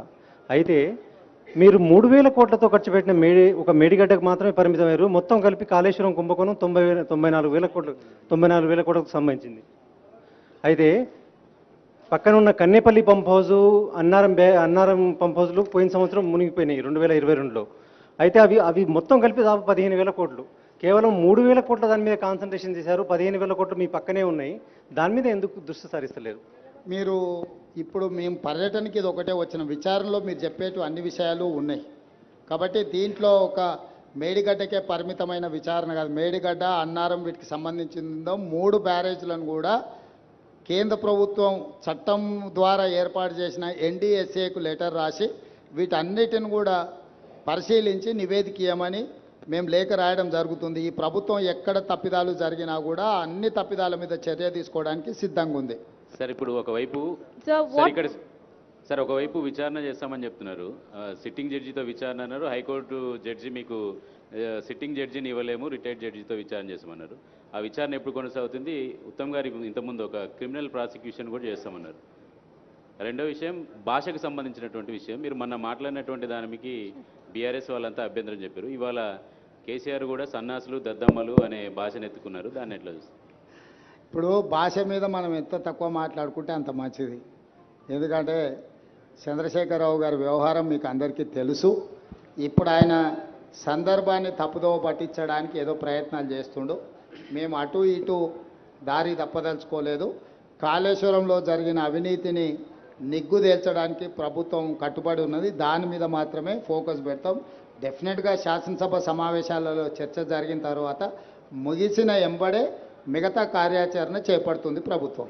సార్, కేఆర్ఎంబి పైన అఖిలపక్షంని ఢిల్లీకి తీసుకెళ్లాలని చెప్తున్న రేవంత్ రెడ్డి కేసీఆర్ అన్నారు ఇంతకుముందు. మీరు కేఆర్ఎంబి పైన అఖిలపక్షాన్ని ఢిల్లీకి తీసుకెళ్లే అవకాశం ఉందా మీరు ముఖ్యమంత్రిగా?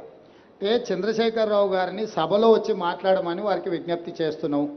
మాజీ ముఖ్యమంత్రిగా, చాలా కేంద్ర మంత్రిగా, రాష్ట్ర మంత్రిగా వివిధ హోదాలలో పనిచేసిన అనుభవాన్ని అంత ఉపయోగించి శాసనసభలోకి వచ్చి వారు ఏమేమి సూచనలు చేస్తారో చేయమని వారి సూచనల్ని ప్రతిపక్షాలు అందరితో చర్చించిన తర్వాత ప్రభుత్వం నిర్ణయం తీసుకుంటుంది. Sir, has any action been initiated against L&T? Yeah, we have demanded that L&T take up their own investigation and take up the repair work at their cost. As of now, about 400 odd crores payment is due to L&T. We have held back the payment. Now L&T has produced evidence that they have been pointing out that there are defects in the design and which are not attributable to them. However, our demand with L&T is that they take up this further inquiry and complete repair and revival of the barrage at their cost. Until then, we would hold back all the payment that is due to them. It's about 400 crores.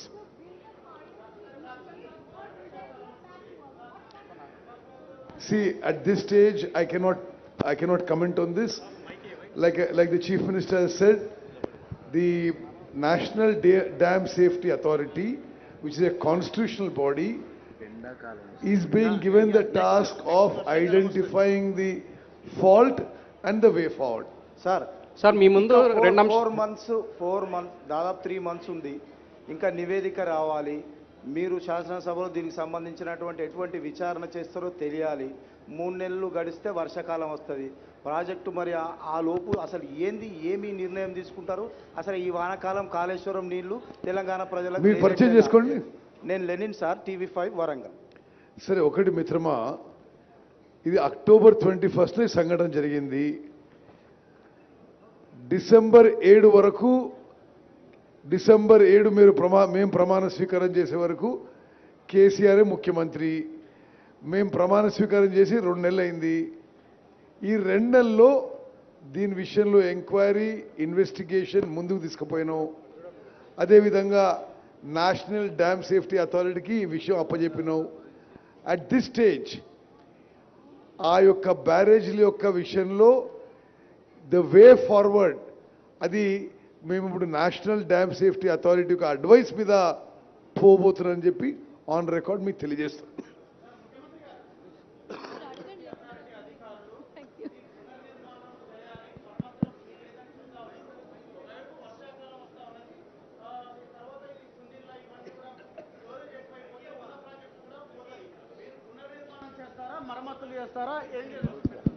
ఇప్పుడే మంత్రి గారు చెప్పిండ్రు, సాంకేతిక నిపుణులు ఇచ్చే నివేదికల ఆధారంగా ప్రభుత్వం చర్యలు ఉంటాయని.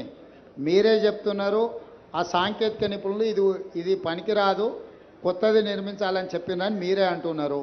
ఇప్పుడు అది ఆపి దాంట్లో నీళ్లు నింపితే, అది కొట్టుకపోతే జరిగే పరిణామాలను కూడా దృష్టిలో పెట్టుకోవాలి.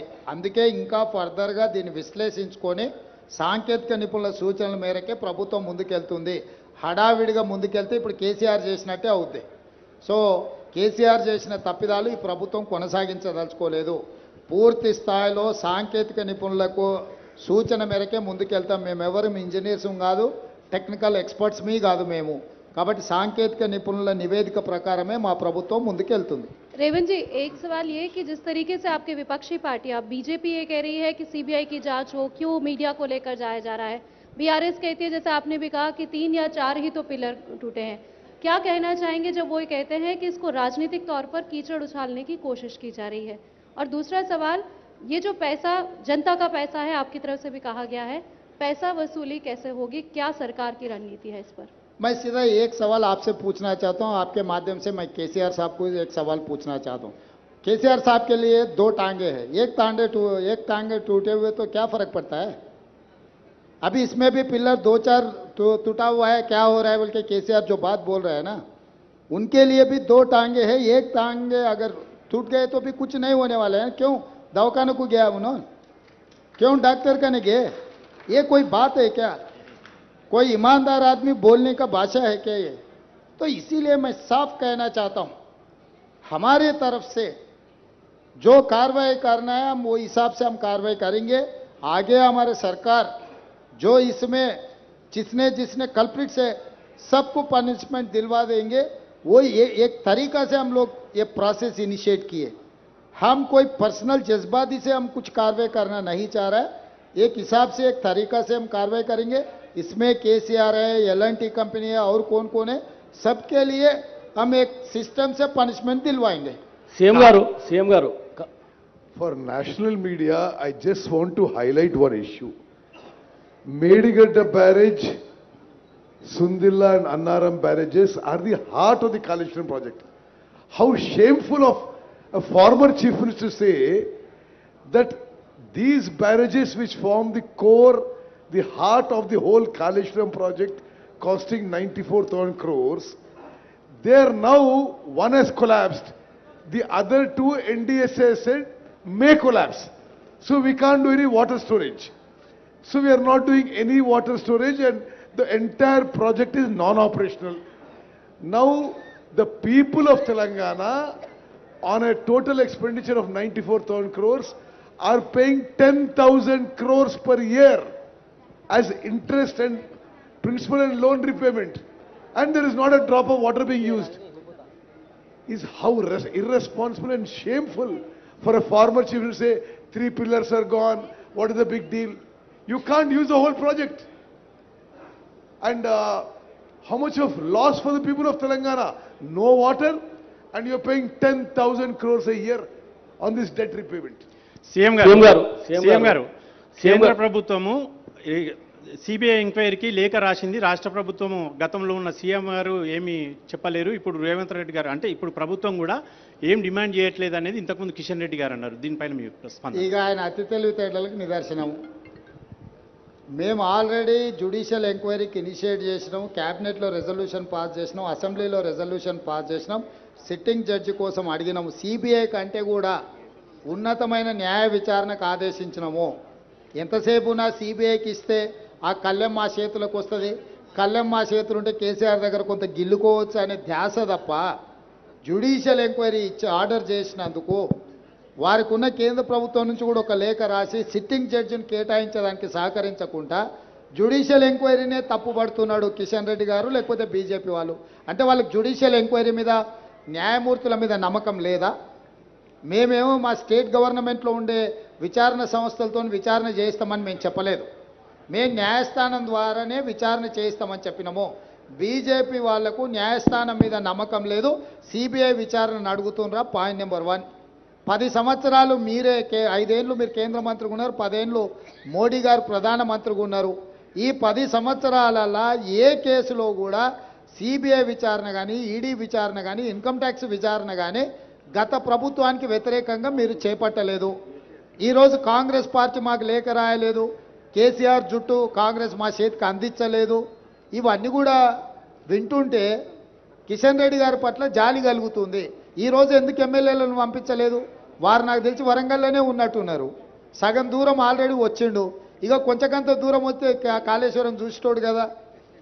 ఎందుకు రావడం లేదు? వాళ్ళ అవినీతిని బట్టబయలు చేద్దాము, అవినీతి పరుల బండారం బయట పెడదామని ప్రభుత్వం పిలిచింది. ఇప్పుడు ప్రధానమంత్రిగా నరేంద్ర మోడీ గారు సమావేశానికి పిలిస్తే మేము వెళ్తలేమా? నరేంద్ర మోడీ గారి దగ్గర జలశక్తి మంత్రి దగ్గరికి నేను ఉత్తమ్ కుమార్ రెడ్డి గారు వెళ్ళి ప్రభుత్వం చర్చలు చేపట్టలేదా? మేము పోయి నివేదికలు ఇవ్వలేదా? ఈరోజు రాష్ట్ర ప్రభుత్వంతో కలిసి రావడానికి మీకున్న సమస్య ఏంది?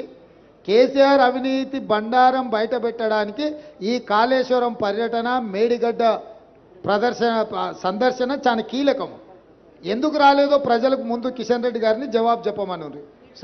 విజిలెన్స్ కమిటీ రిపోర్టే అనుకోండి, అదేవిధంగా డ్యామ్ సేఫ్టీ అథారిటీ నిర్వహణ, డిజైన్, క్వాలిటీ అన్ని లోపాలు ఉన్నాయంటే ఇవన్నీ కమిషన్లతో వ్యవహారం జరిగిందని అనుకుంటున్నాం. మరి వీటన్నింటికి అనుమతులు ఇచ్చింది కేంద్ర ప్రభుత్వం. అంటే ఈ కమిషన్లు ఎక్కడి నుంచి స్టార్ట్ అయింది అనుకుంటున్నారు? ఒకటి. రెండోది, ఇప్పుడు ఈ 3 పునరుద్ధరణ అంటాలకే వేల కోట్లతో కూడుకున్న అంశం. మరి వీటన్నింటిని పక్కన పెట్టి పాతది ఏదైతే తమిడియాటి నుంచి ఎల్లంపల్లికి గ్రావిటీ ద్వారా వచ్చేది దాన్ని ఏమన్నా టేకప్ చేస్తారా? నేనేమంటున్నాను, ఇవన్నీ కూడా నిపుణులతో చర్చించి తీసుకోవాల్సిన నిర్ణయాలు. నేను కానీ ఉత్తమ్ కుమార్ రెడ్డి గారు కానీ శ్రీధర్ బాబు గారు 80,000 పుస్తకాలు మేము చదవలేదు. మాకంత గొప్ప విజ్ఞానం కూడా ఉందని మేము భావించడం లేదు. మేము పొలిటికల్ ఎగ్జిక్యూటివ్స్ మాత్రమే. టెక్నికల్ ఎక్స్పర్ట్స్తో కూర్చొని వీటిని తొలగించి కొత్తది నిర్మాణం చేస్తే ప్రయోజనమా, లేకపోతే తుమ్మిడిఎట్టి దగ్గర ప్రాజెక్టు నిర్మించి గ్రావిటీతో నీళ్ళు ఇస్తే ప్రయోజనమా? సాంకేతిక నిపుణులతో చర్చించినాక మా ప్రభుత్వం ఒక నిర్దిష్టమైన నిర్ణయంతో ముందుకు వస్తుంది. ముందు మీకే వివరిస్తాం. మీ ప్రభుత్వ హయాంలో కొత్త ప్రాజెక్టులు కట్టే ఉద్దేశం ఏమైనా ఉందా సార్? ఏ కొత్త ప్రాజెక్టులే? ఇటు గోదావరి నది కావచ్చు, కృష్ణా నది మీద కావచ్చు, మీ ప్రభుత్వ హయాంలో కొత్త ప్రాజెక్టులు కట్టేటువంటి ఆలోచన ఏమైనా ఉందా? ఈ సమాధానమే మీకు సాంకేతిక నిపుణులు సలహాలు ఇస్తే డెఫినెట్ గా దాని పరిగణలోకి తీసుకుంటాం. Sir, I just want to ask, the Vigilance and Enforcement has given a scathing report. They said that there has been payments given, without even checking the completion and giving completion certificates. Now there is errors on the official side.